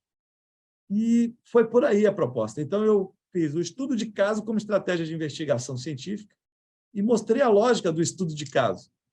E acabou que foi publicado lá, e eu fiz uma apresentação, e depois fiz isso para uma semana acadêmica da Universidade Federal de Itajaí, eu acho, aqui em Goiás, tudo pela internet, gente. Não precisei ir em lugar nenhum desses. Só pela internet mandei o artigo e deu certo. E aí a pergunta que eu fiz no final da aula para eles foi: por que vocês, que são pesquisadores, eu estava dentro de uma universidade, numa semana acadêmica, por que vocês não utilizam as técnicas de pesquisa das matérias de metodologia para fazer pesquisa sobre sua família, sobre a empresa que o tio vai abrir, sobre o que vai acontecer no mundo? Por que vocês só usam isso aqui dentro da faculdade? Ninguém me respondeu, e nem eu tinha a resposta. E aí eu fiquei pensando, talvez seja uma ideia fixa que a gente tem, de que eu uso metodologia científica no ambiente acadêmico, ou seja, se eu estou fazendo graduação no trabalho final, vou usar método científico, ou seja, eu uso o método científico muito mais para o meu trabalho ser aceito por uma banca do que para ter a resposta adequada, é isso? Porque se a minha pesquisa é baseada numa pergunta ingênua, como diz André Ancona Lopes, o professor que me ensinou essa lógica de que a pergunta de pesquisa deve ser ingênua quando da criança, as perguntas podem estar no mundo, e não necessariamente no ambiente acadêmico. Então, esse tipo de análise que eu estou fazendo é para desmistificar um pouco a análise que a gente faz no ambiente da academia e trazer para vocês um pouco disso. Vamos olhar para esse gráfico. Diferenças significativas em relação a 2019. Então, atividades realizadas na internet. Acompanhou transmissão de áudio ou vídeo em tempo real. São as lives da pandemia, isso aqui, né, gente? E aí teve um crescimento enorme, né, de pontos, né? Foi para 50 pontos, quer dizer, foi um mercado que se criou aí nessas lives, né? É um canal interessantíssimo. Outro que teve uso de rede social também cresceu muito. Conversou por chamada, teve um grande crescimento, né, em relação a 2019. E aí você vê que 82%, gente, isso é um número muito alto. Conversou por chamada de voz ou vídeo, né? Então, dificilmente a gente vai voltar atrás nisso, né? Muita gente utilizando. É uma tendência.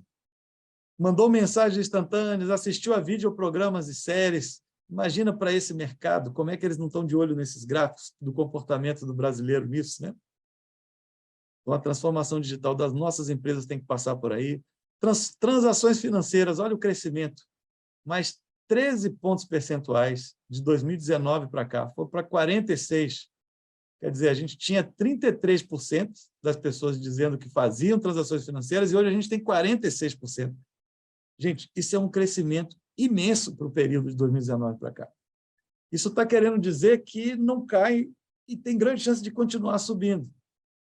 Então, para a transformação digital, eu tenho que dizer para vocês que, por mais que vocês não sejam uma organização do mercado financeiro, tem uma etapa do seu serviço que é pagamento, não tem? Muitas vezes. Então, eu tenho que entender que é essa etapa que está sendo muito influenciada pelo comportamento dos brasileiros, nesse caso. Então, se esforçar para colocar um canal de pagamento digital, talvez tenha um bom custo-benefício, pelo que essa pesquisa está dizendo. Então, eu estou fazendo esse cruzamento, esse link, mas façam isso para outras etapas do seu trabalho. Então, eu peguei aqui, ó, fez transações financeiras, mais 13 pontos percentuais de 2019 para cá, ou seja, em 3 anos, aumentou 13 pontos percentuais no Brasil, isso aqui é percentual de usuários de internet que fizeram transações financeiras, e aí minha etapa de pagamento ela não usa canais digitais. Será que um concorrente colocando, eu vou perder mercado? Será que se eu for governo, o cidadão vai deixar de consumir porque não consegue pagar? Entende? Esse é o ponto que eu queria trazer nesse tipo de análise. Vamos ver mais um aqui, que não sei se está ficando monótono, né? Muito gráfico, e, como diz, é meu dia a dia, mas não é o de vocês, ficar olhando para gráfico. Mas, para fazer insight, eu acho que é legal, né? Se virar no final uma dica, é legal. Então, me dê um feedback aqui, se está ficando demais também.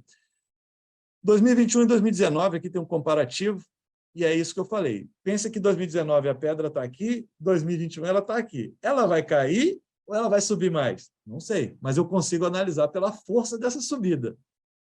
Aí é física. Meu pai está aqui, ele é professor de física, me ajude, pai. É isso mesmo, né? O projétil, quando ele sobe, dependendo, força, né, igual a massa vezes a aceleração. É isso. Saúde pública. Como agendamento de consultas, remédios ou outro. 23% para 34%. Gente, isso é absurdo, esse crescimento. 23% para 34%. É um crescimento imenso.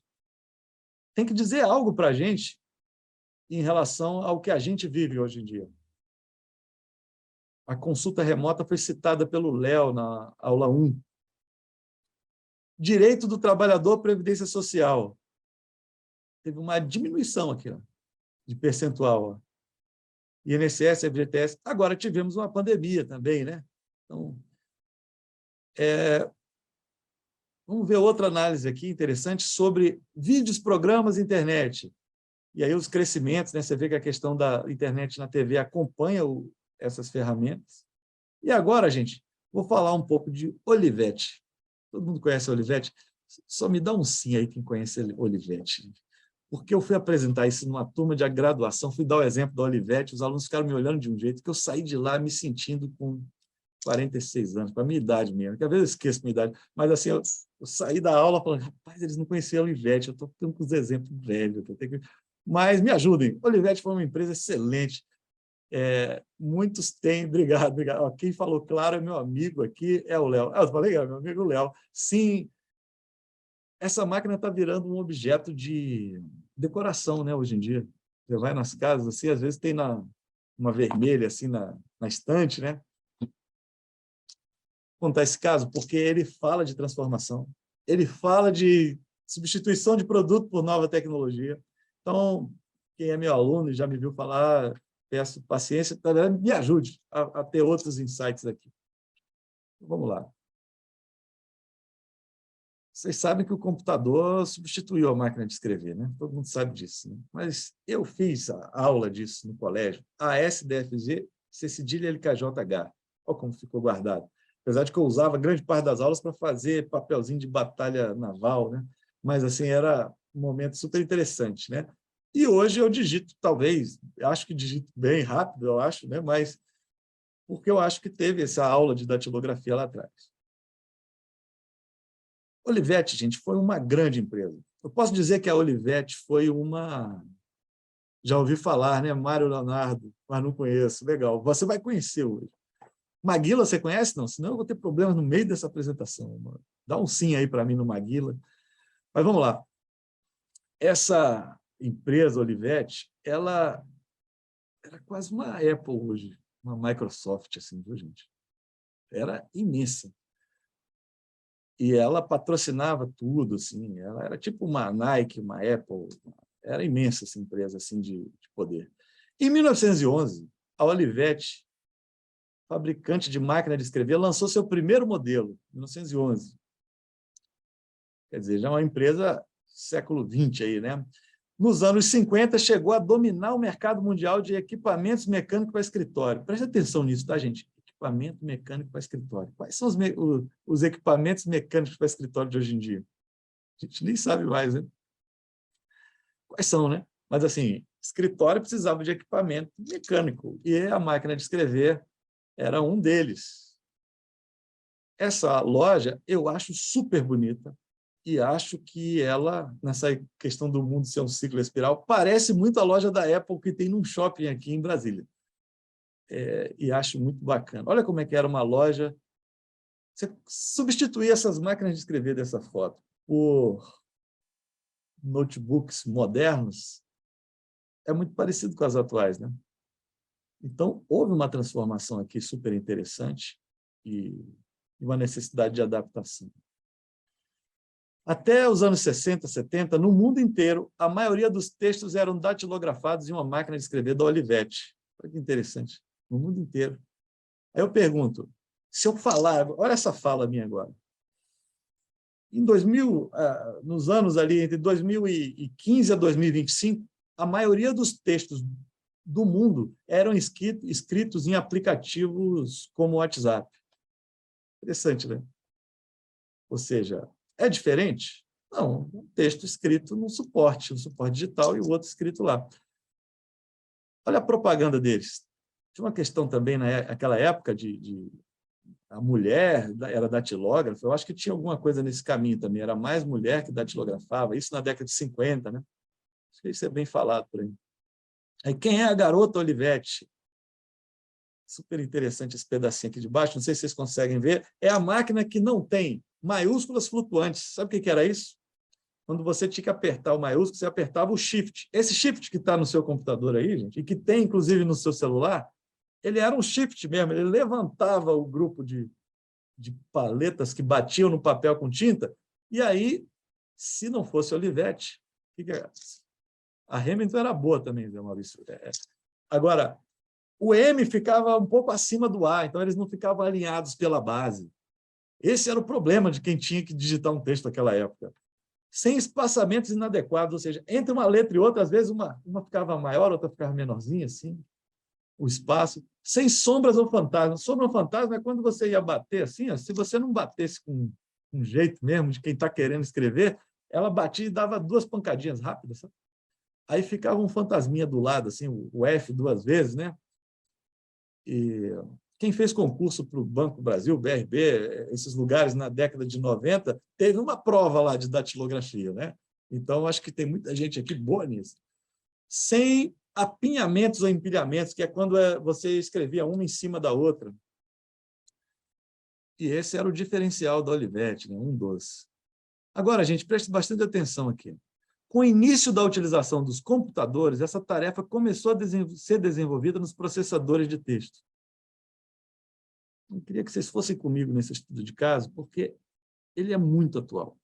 É o que está acontecendo todo ano, com vários negócios. Tem novos entrantes chegando e as pessoas talvez aproveitando isso para se transformar e outros deixando isso impactar negativamente seus negócios. Então, olha comigo aqui. No primeiro momento, era muito difícil editar um texto nos computadores, porque era aquela tela preta, universitário que gostava nessa época de computador, eram físicos, matemáticos, e aí digitar um texto ali era muito difícil. As pessoas, não, isso aí não vai substituir a máquina de escrever. Algo como, não, ler uma notícia na internet é muito ruim, eu prefiro o jornal, sabe aquilo? Então, eles falavam, dá para digitar o texto, mas você tem que ter um conhecimento de comandos, né? Não sei se vocês lembram, mas assim, tinha um negócio de CD ponto para mudar de, né? CD barra, para você usar o dir barra W, né? Uns comandos assim no prompt do DOS, né? Para você usar. E ele falava, poxa, no escritório todo mundo vai ter que aprender isso para digitar um texto, isso não vai prosperar. Só que tinha um diferencial. Tinha um diferencial que era o seguinte: com o tempo, as pessoas começaram a notar o seguinte, que talvez aquilo prosperasse. Mas lá na própria Olivetti, as pessoas estavam cada vez mais em crescimento. Quer dizer, por mais que esses novos entrantes estivessem chegando, eles estavam crescendo, então eles não se preocuparam tanto, porque eles estavam criando máquina para criança, colorida, máquina elétrica. Então eles falaram, não vai atrapalhar a gente, são coisas diferentes, mercados diferentes. Em 1965, e aí o que eu achei mais interessante é que antes da Apple lançar o PC, a Olivetti lançou um computador, porque eles tinham certeza que era outro mercado, então eles fizeram estratégia de diversificação. Falaram, máquina de escrever, ninguém vai mexer, mas eu vou investir. Então, o programa 101, vocês podem procurar no Google sobre ele também, era um PC, um computador pessoal. Tinha um custo de cerca de R$28 mil, se fosse hoje, era caríssimo, mas eles chegaram a vender 40 mil computadores, sem a mínima ideia de que aquele mercado ia substituir o outro. Antes da Apple, antes de todo mundo. Você vê a questão do insight, né? Primeiro comercial computador desktop produzido pela Olivetti, lançado em 1964. Ninguém sabe disso. Todo mundo fala do computador da Apple, fala do Bill Gates, né, Steve Jobs, mas ninguém fala que o Giorgio Perotto lançou um computador pessoal antes deles. Futurista em design para o seu tempo, parece até uma máquina registradora, né, daquelas cantinas de colégio. Nos anos 70, a Apple lançou o primeiro computador pessoal. Começou a vendê-lo para adolescentes curiosos que haviam ouvido falar dele apenas nas universidades. Naquele momento, ninguém ia imaginar que aquelas máquinas complicadas e caras iam invadir o escritório e a imprensa de todo mundo. Ninguém imaginava isso. E aí está aí, ele foi vendido em 2010. Foi a leilão por 150 mil libras. Quanto que dá isso em real, hein? Bastante, né? Multiplica por quantos? Libras dá o quê? 5, por aí? 750... Não sei. Depois vocês calculem para mim. Vocês são melhores que eu nisso. E aí, não havia sentido para os executivos da Olivetti conceber a ideia de que as máquinas de escrever estavam com os dias contados. Não passava pela cabeça deles isso. Os consumidores estavam satisfeitos. Olha outro ponto interessante. O consumidor de máquina de escrever estava satisfeito com a máquina de escrever. Mas quando se trata de novo entrante, não basta tratar da satisfação com aquele produto. Por isso que eu falo tanto das emoções, das necessidades, né? E aí, gente, vou mostrar algumas imagens aqui para fazer bastante sentido para vocês. Olha aqui, QWERTY, teclado QWERTY. A gente não fala isso hoje em dia no celular? O teclado QWERTY. Ou seja, a máquina de escrever não acabou. ela continua existindo, ela só escreve em suportes diferentes. A empresa que construía o modelo físico dela para impressão em papel é que foi impactada.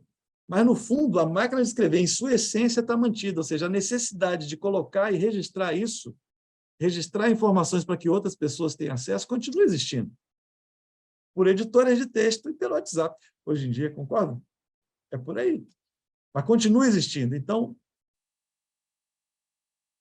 isso aqui parece até um campo de concentração, porém, é uma aula de datilografia, porque as pessoas não podiam olhar para o teclado para escrever, né? Então, elas digitavam sem olhar. Uma imagem super pesada, né? Não parecem felizes também. Outro ponto, né? Se for analisar a emoção. Chateados com o fotógrafo. Porém, os editores de texto tinham um atributo muito importante. Gente, aqui entra a análise de cenário que eu falo para vocês, de entender o usuário. Tinha uma dor do usuário de máquina de escrever que o computador resolvia. E era essa aqui. Eu posso alterar sem gastar muito papel. Ou seja, eu altero o texto, imprimo de novo tudo. Antes, sabe como é que apagava um texto em máquina de escrever? Para quem não conhece máquina de escrever, você colocava um papel borracha assim e ficava batendo na mesma tecla até aquilo apagar, ou você ia lá para apagar, mas aquilo deixava o papel diferente, ou pintava de branco.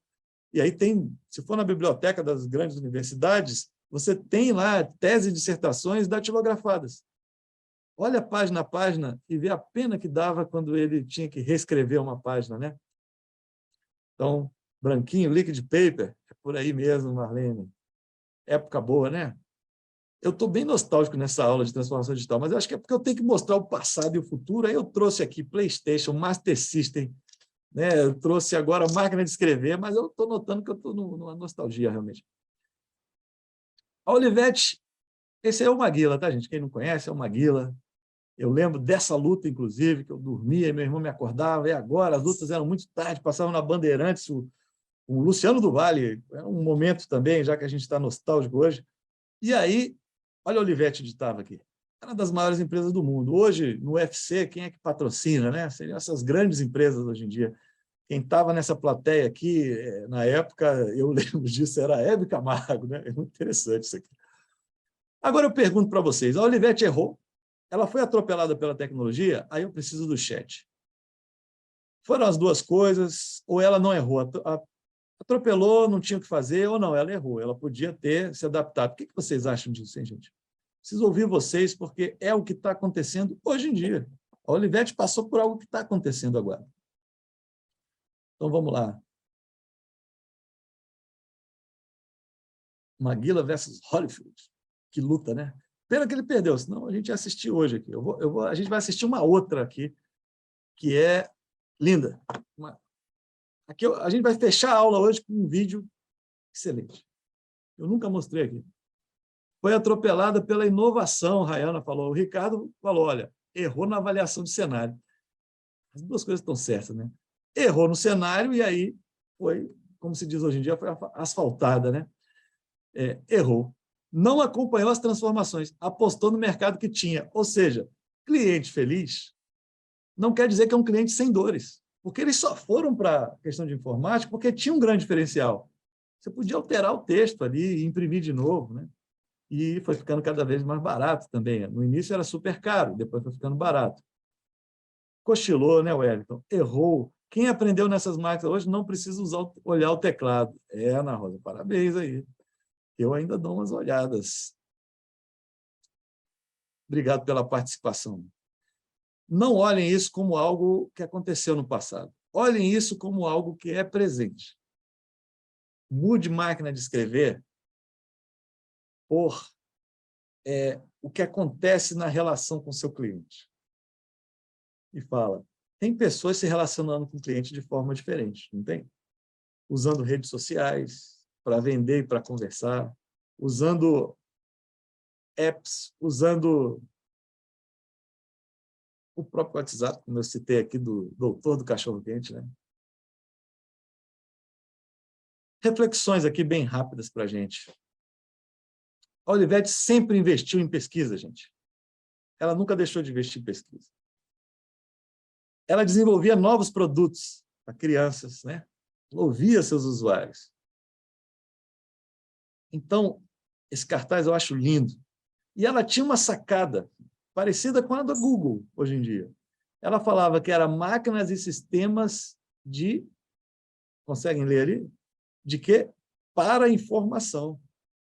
Então, assim, o negócio dela era informação. Se vocês forem analisar, a missão do Google é oferecer informação. Em outras palavras, é isso. Ele não tem tecnologia na sua palavra. Então, a essência da Olivetti era máquina para informação. Por quê? Está na sua cabeça. Você registra no suporte, o conhecimento tácito se tornou explícito. E, a partir daí, o compartilhamento daquele conhecimento ou daquela informação, quem seguir o autor mais adequado, né? Porque o Nonaki Takeuchi fala que é o conhecimento. Outros dizem que o conhecimento é só enquanto está na cabeça das pessoas. Não importa.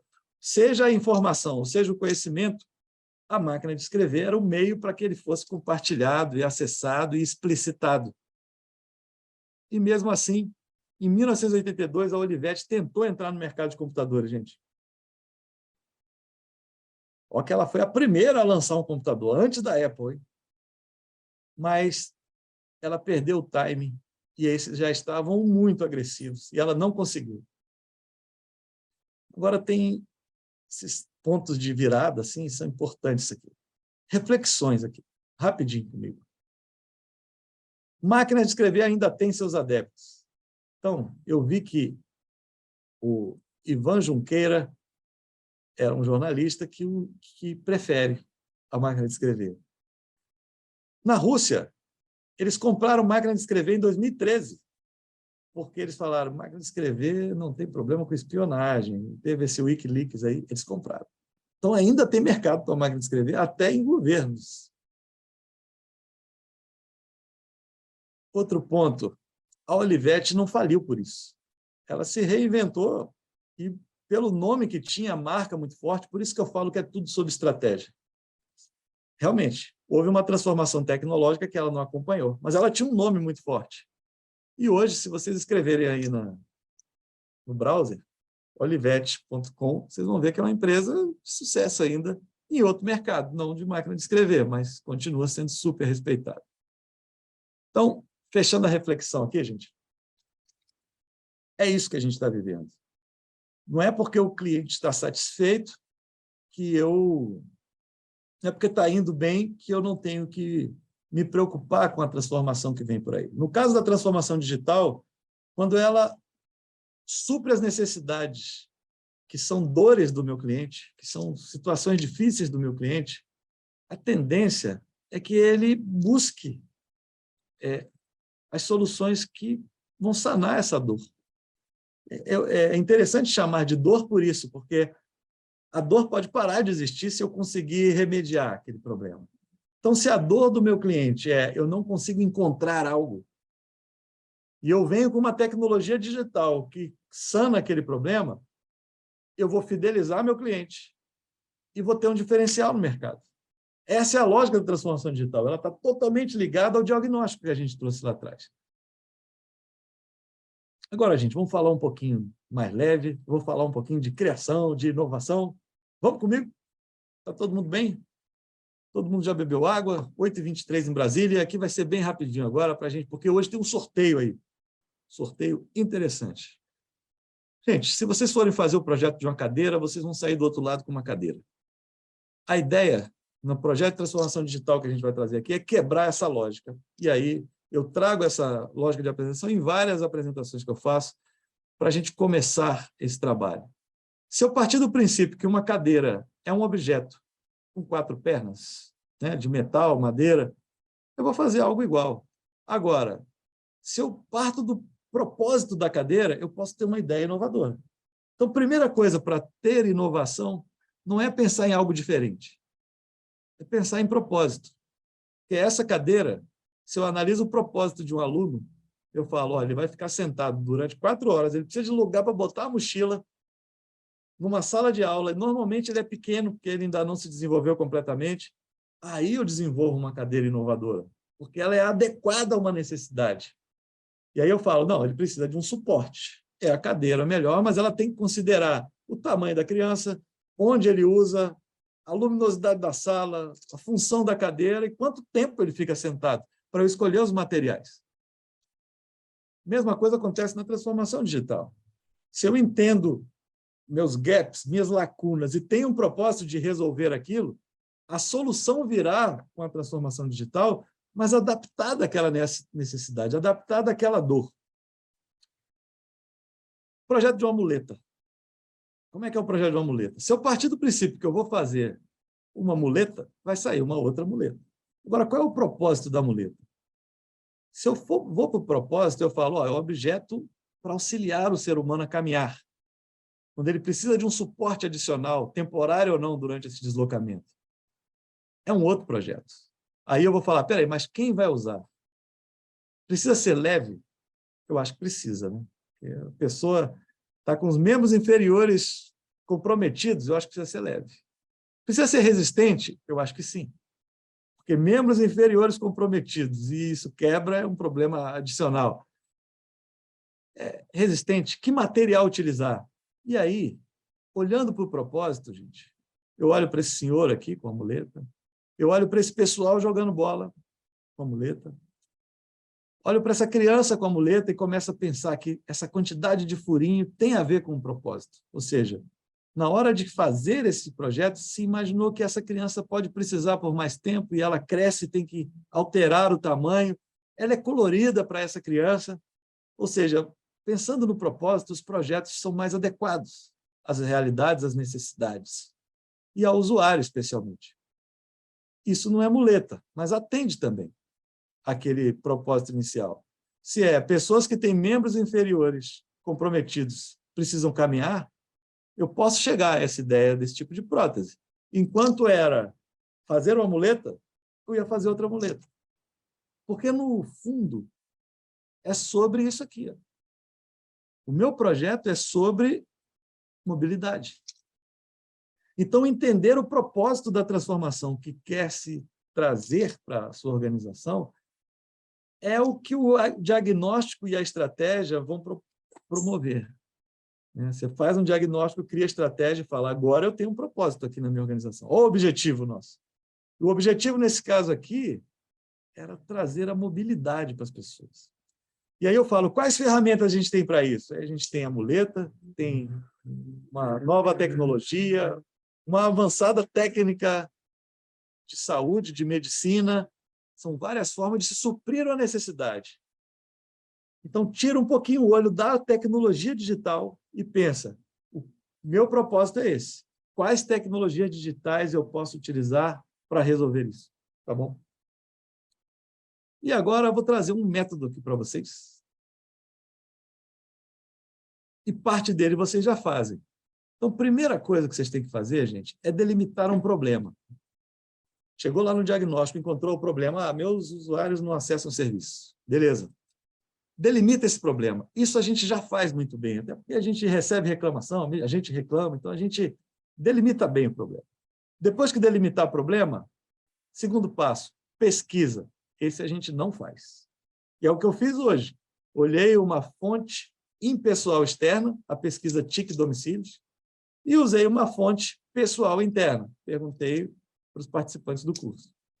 Com isso, eu tive evidências para fazer falas sobre mais de 60 anos, o percentual que usa internet é menor, classe D e E, o percentual é menor, os domicílios cada vez têm menos computadores, as televisões têm cada vez mais estão sendo utilizadas para acesso à internet, não é isso? Mais de 80% da população tem acesso à internet. Pesquisa. Depois, definir requisitos claros. Isso a gente também não faz. Definir requisitos claros. Por quê? Definir o custo que eu posso ter. Então, assim, o material que eu vou escolher para aquela muleta, Kevlar, será que vai para o mercado, alguém vai comprar? Né? A mesma coisa é na minha organização. Poxa, eu não posso desenvolver um sistema. Será que eu posso fazer algo incremental, como eu falei? Algo que eu possa pagar de acordo com a demanda? Hoje eu tenho tantos usuários, vou comprar uma versão mais barata. Depois isso eu dou crescimento ou não, diminuindo riscos. Terceiro passo, gente. Gerar alternativas. Isso a gente faz bem? Muito bem. Surgiu um problema, é a primeira coisa que as pessoas fazem. É ter ideia para resolver. Até porque, se resolve aquele, ela tem um pouco mais de tempo para responder os e-mails e ir para o próximo problema. Então, a gente quer gerar alternativas antes de pesquisar, levantar dados e definir requisitos claros. Depois, a gente tem que prototipar, gente, colocar o pé na piscina, é o que eu falo, né? Fazer o MVP e entender. A gente faz isso? Não, normalmente não. E depois, sim, desenvolve a solução. O que a gente faz sem fazer, sem pensar? O que a gente normalmente faz? Delimita problema, gera alternativa e desenvolve solução. O que eu estou propondo de diferente nesse método? 2, 3 e 5. Façam levantamento de dados, definam requisitos e prototipem antes. Façam um piloto. Não precisa ser protótipo em alta fidelidade. Faça um piloto. Fala, vou escolher alguns clientes e vou propor para eles um novo modelo. Eu acho que isso vai ser interessante. Agora eu vou falar de outro ponto aqui interessante para vocês, que dá medo, às vezes, fazer grandes aquisições, né? E eu queria trazer para vocês o seguinte. O medo vem porque o mundo é feito de... Quando as coisas dão problema, o mundo é feito de errou, ou foi negligente, ou aquilo foi uma fraude. Vamos esquecer a fraude. Fraude é má-fé, esquece fraude. Mas a maioria das notícias sobre uma transformação que deu errado, um projeto que deu errado numa empresa, ele sai porque houve o erro de alguém ou a negligência de alguém. Negligência tem como contornar, gente. A gente não pode ser negligente porque a gente tem estratégia para não ser negligente. É só a gente se antecipar, fazer pesquisa. A partir desse momento, a gente deixa de ser omisso. E, portanto, a gente pode errar. O que eu queria trazer para vocês com esse slide? A gente pode errar. O erro faz parte do empreendedorismo. Empreender e errar andam juntos. A questão é que, se eu sou observador dos passos, observador dos dados estatísticos de acesso, dos comportamentos e das tendências, os meus erros nada mais são do que redirecionamentos. Eu erro e conserto, eu erro e conserto, eu erro e conserto. E o somatório desses consertos de erro são a estratégia perfeita. Então, não tenham medo de fazer, porque você pode errar. E aí, para errar, gente, a gente precisa ter estratégia. E aí é que eu falo de ousadia e baixo risco. Então, vou dar um exemplo aqui para vocês de... Tive uma ideia, vou montar um curso. Vou dar um curso. Primeira coisa que a pessoa fala, poxa, curso, eu vou ter que investir nisso, vou ter que contratar uma pessoa para vender, vou ter que contratar uma sala, investimento imenso, né? Se o curso dá muito certo, valeu aquele investimento. Ele gastou 10 mil e ganhou 60, parabéns. Agora, colocar o pé na piscina antes de entrar, na minha visão, é o seguinte, é um curso. Vamos ver como funciona esse curso no mercado? Então, vamos lá. Em vez de alugar uma sala muito cara, será que esses espaços de coworking não alugam uma sala para eu fazer a primeira versão do curso? E aí o custo já cai de 4 mil para R$ 700, eles me cobraram um dia uma sala lá. Pronto. Ao invés de contratar um vendedor, que tal eu colocar nessas plataformas que vendem automaticamente? Eles ficam com 20% do valor e eu coloco lá. Eu perco uma parte, mas é um canal digital deles, o risco mais baixo. Será que não é o caso de tentar isso ao invés de contratar uma pessoa? Pronto, já caiu mais o custo. Divulgação. Será que eu não faço pelas redes sociais mesmo e vejo como funciona? Porque aí, se eu tiver um número menor de alunos, também eu gastei menos e é uma maneira de conhecer. Esse é o piloto. Então, a ousadia foi mantida. Você continuou tendo uma ideia de um curso, colocou o curso no mercado, com todas as possibilidades de ter um grande sucesso, mas com o risco muito mais baixo. Então, manter a ousadia, diminuindo o risco, é o que eu sugiro para quem vai fazer as próximas mudanças. Porque, a partir do momento que ela deu certo, você pode investir e aquilo ganha escala. Então, os gráficos normalmente são assim, ó, vai dando certo no ângulo de 20, 25 graus. De repente, ele vai assumir no ângulo de 45 graus, de repente, ele sobe no ângulo de quase 90.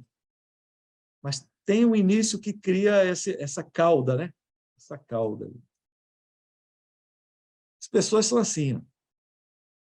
Esse aqui é o José da Silva, 81 anos, tem problemas de saúde, é usuário do SUS, gosta de pescaria, jogar cartas, é responsável pela criação do neto. Isso faz diferença na vida dele. Entendendo melhor o José, eu vou entender melhor também como ajudá-lo. E como organização, eu posso me adaptar para isso. Agora, a gente tem a Aline, que também é usuária dos nossos serviços, mora sozinha, viaja para o exterior, tem um cachorro, é voluntária em projetos pessoais, e projetos sociais, jornalista. Tem o Lucas também, 16 anos, estudante, também usa os meus serviços. Mora com a avó, ajuda a avó com cuidados médicos. Eu quero que vocês prestem atenção que, se eu não falasse nada que está aqui embaixo, ele era simplesmente mais um. Mas detalhar um pouco quem ele é pode trazer insights para vocês. Porque a partir do momento que ele mora com a avó e a ajuda com cuidados médicos, ele passou a ser um usuário de serviços que a gente imaginava ser de idosos, vocês concordam? Ele ajuda a avó, então ele vai atrás de serviços por ela. Da mesma forma que o José da Silva, quando ajuda o seu neto, talvez ele esteja tentando fazer a inscrição do neto no Enem, é usuário de plataformas digitais de serviços que a gente imagina que seja de adolescentes. E tem o Francisco, que se orgulha de dizer que nunca foi ao médico. Informação importante também sobre o Francisco. Talvez a gente tenha que ir lá, nesse caso, se ele não for um usuário de internet. 60 anos, ambiente rural. Será que a internet já está na família? Pelo que a gente viu na pesquisa hoje, parece que sim. O crescimento foi muito inclinado para o ambiente rural. Então, talvez o atendimento que a gente pense para o Francisco deva ser adaptado aos filhos do Francisco, que têm acesso à internet e podem fazer esse passo a passo. Essas reflexões eu queria trazer porque, no fundo, tudo acontece por meio de uma lógica. Esse aqui é o átomo da interação em ambiente digital. O usuário inicia uma ação, ele clica. Depois que ele clica, o sistema reconhece. O sistema reconheceu, processa aquilo que ele solicitou. Se foi o clique no enviar, se foi o clique no solicitar serviço, ele responde, esse usuário interpreta e decide, parte para uma nova ação.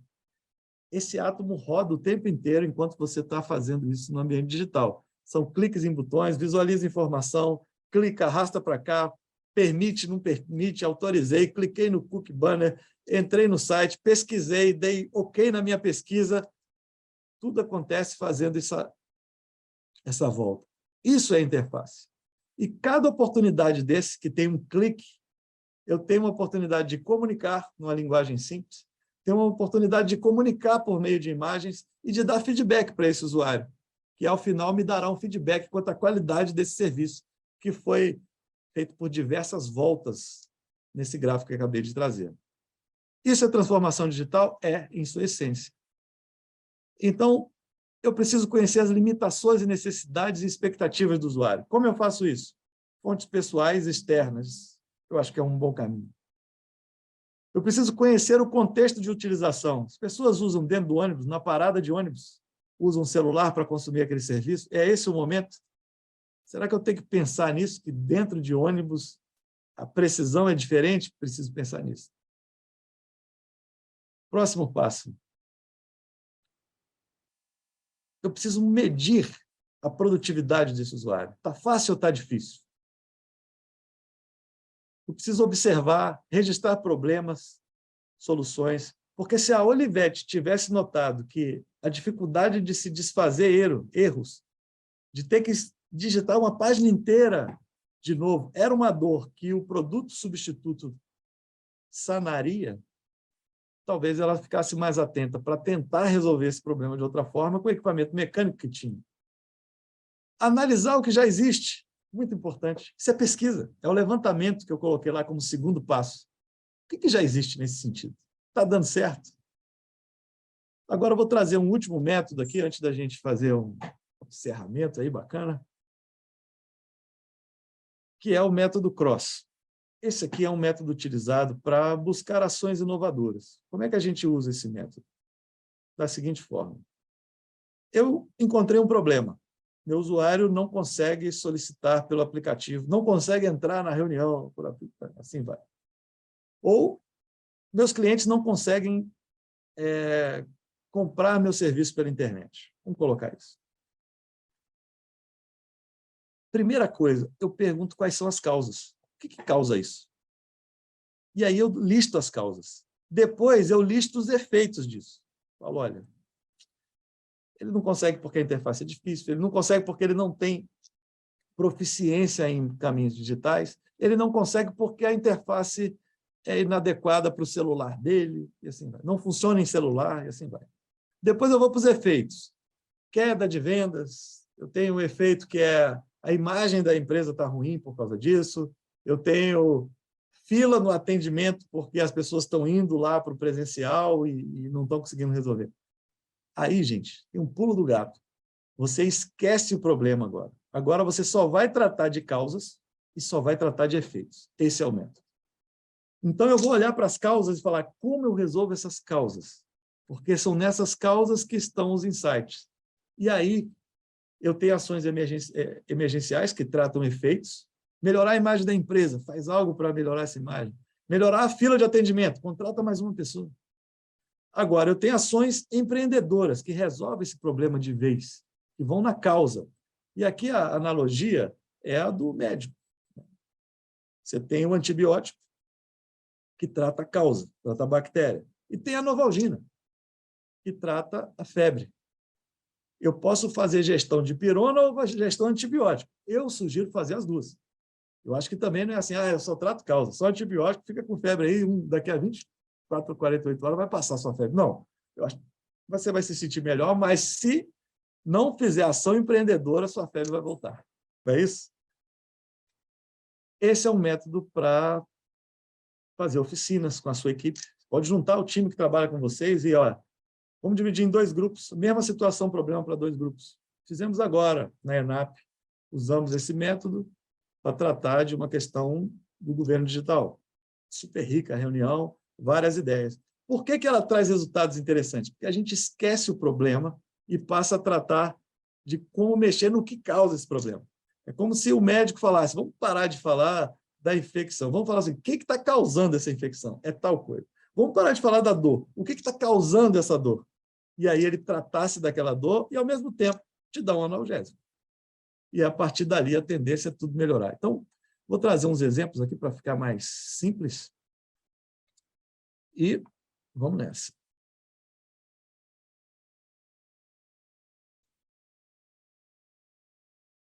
Então, está aqui a lógica, como vocês vão ter os slides. Eu estou bem detalhadinho aqui. Aqui tem uma outra visão.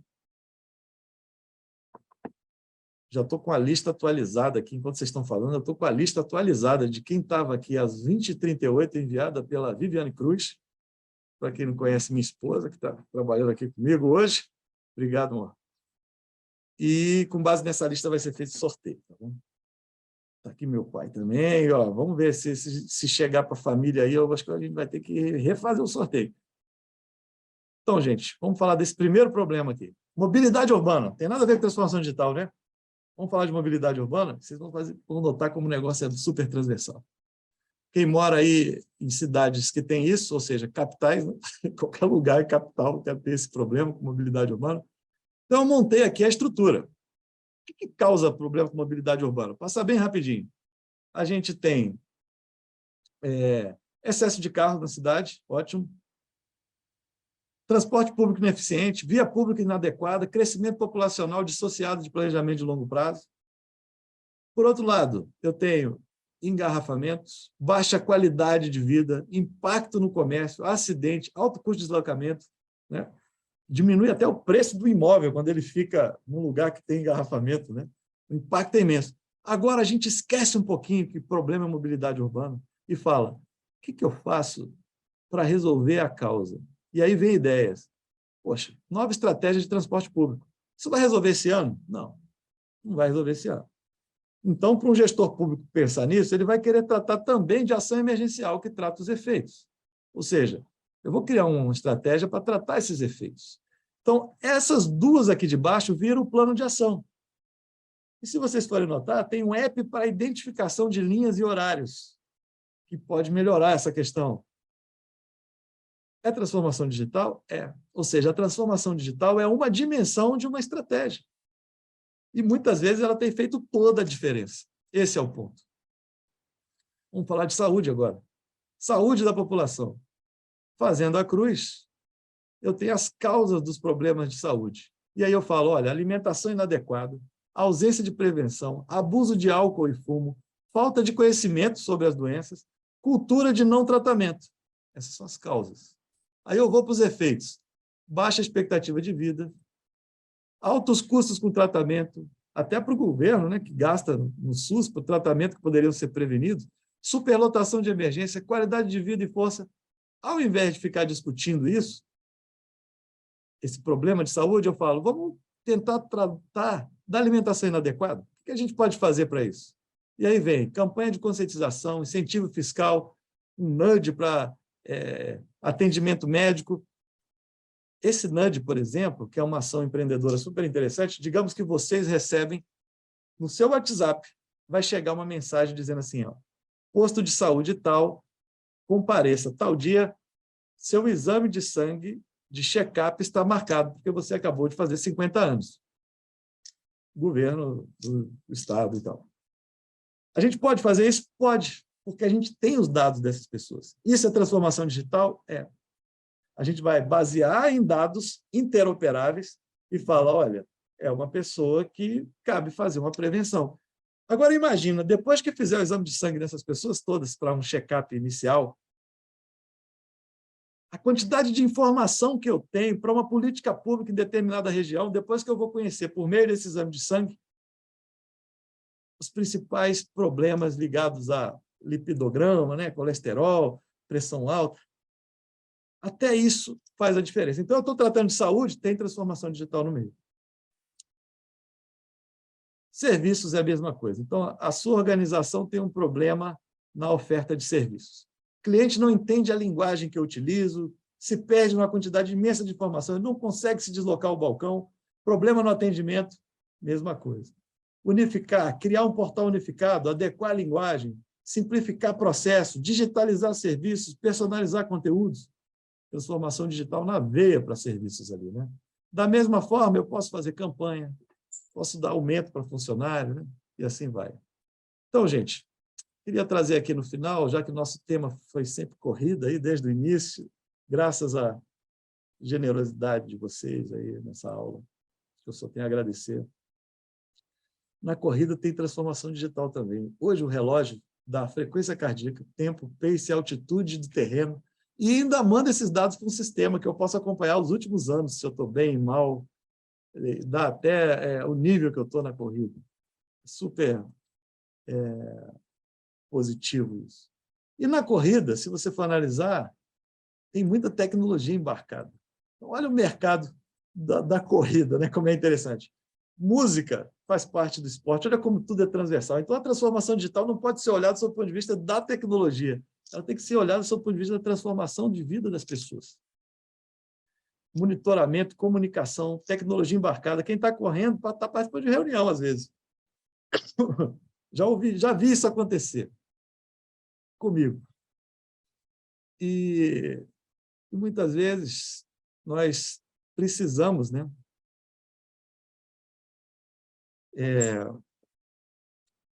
analisar essas pessoas e ver o que já mudou nas nossas vidas. Então, vai ter um sorteio agora. Antes do sorteio, eu queria assistir um vídeo com vocês. Não sei se é possível, né? Vamos assistir um vídeo comigo?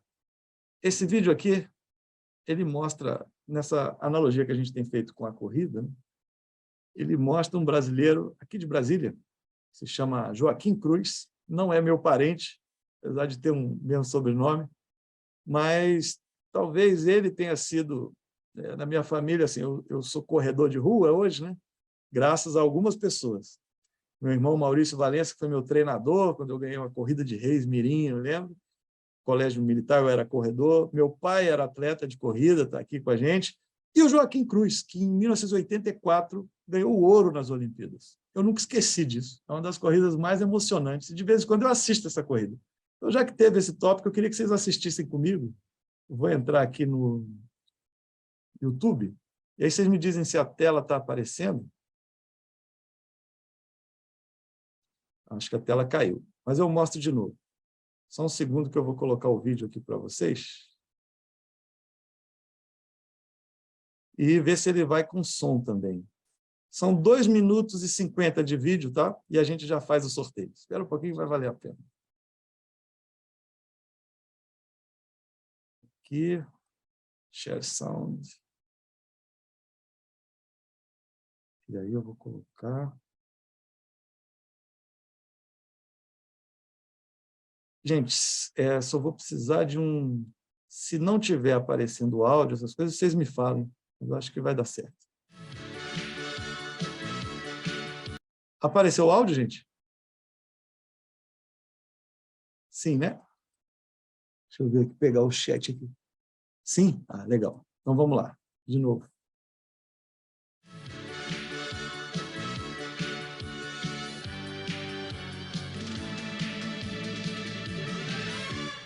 Origem muito humilde.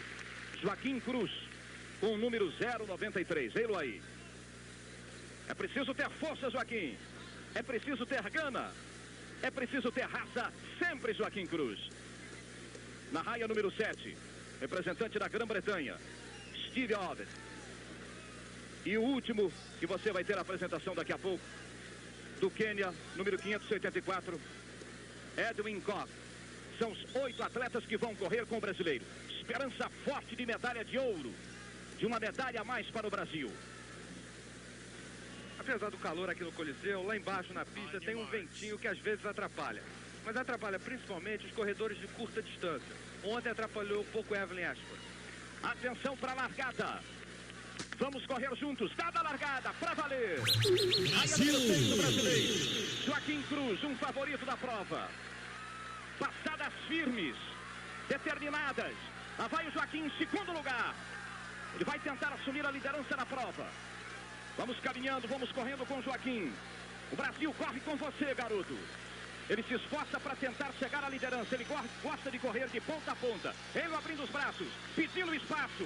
Joaquim Cruz abre espaço para a liderança. Edwin Koch do Quênia na frente. Cruz em segundo. Earl Jones dos Estados Unidos em terceiro. Vamos acompanhar a passagem dos primeiros 400. Primeiros 400 metros. Joaquim Cruz em segundo lugar. Acompanha o brasileiro. Ele vai dosando energia. É uma prova de habilidade, técnica, garra. 51,07 o tempo de Edwin Koch para os primeiros 400 metros.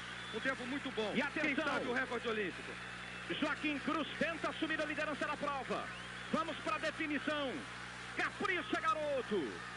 Passadas elegantes de Joaquim Cruz. Passadas esperanças de Joaquim Cruz. Daquele que é considerado o maior corredor brasileiro de todos os tempos. Capricha, garoto. Dá-lhe, Joaquim. Vai assumindo a liderança o brasileiro. Vai tentar chegar em primeiro. Vai tentar conquistar a medalha de ouro. Uma prova difícil para o brasileiro. Ele tenta passar à frente. Acompanhe, Brasil. Capricha, passa à frente o Joaquim Cruz. Perto da medalha de ouro. Olha a emoção que toma conta do Coliseu por parte do Brasil. Vamos ouvir o hino nacional. Vamos ver a bandeira brasileira. Medalha de ouro para Joaquim Cruz. Joaquim Cruz. Brasil. E aí, lembraram dessa corrida aí? Eu tinha 8 anos, nunca esqueço desse dia. E lembro até o quarto que eu estava, o momento, eu e meus irmãos pulando. E ele era aqui de Taguatinga, em Brasília. Então tinha mais uma coisa, que era uma cidade satélite aqui próxima, a gente acompanhava. E ficou para a história isso. Espero que vocês passem esse vídeo para outras pessoas. Eu posso botar o link dele aqui, porque, assim, é muito emocionante, eu acho. Era uma pessoa muito simples aqui, né, do Brasil, e a corrida de rua era a estratégia de quem podia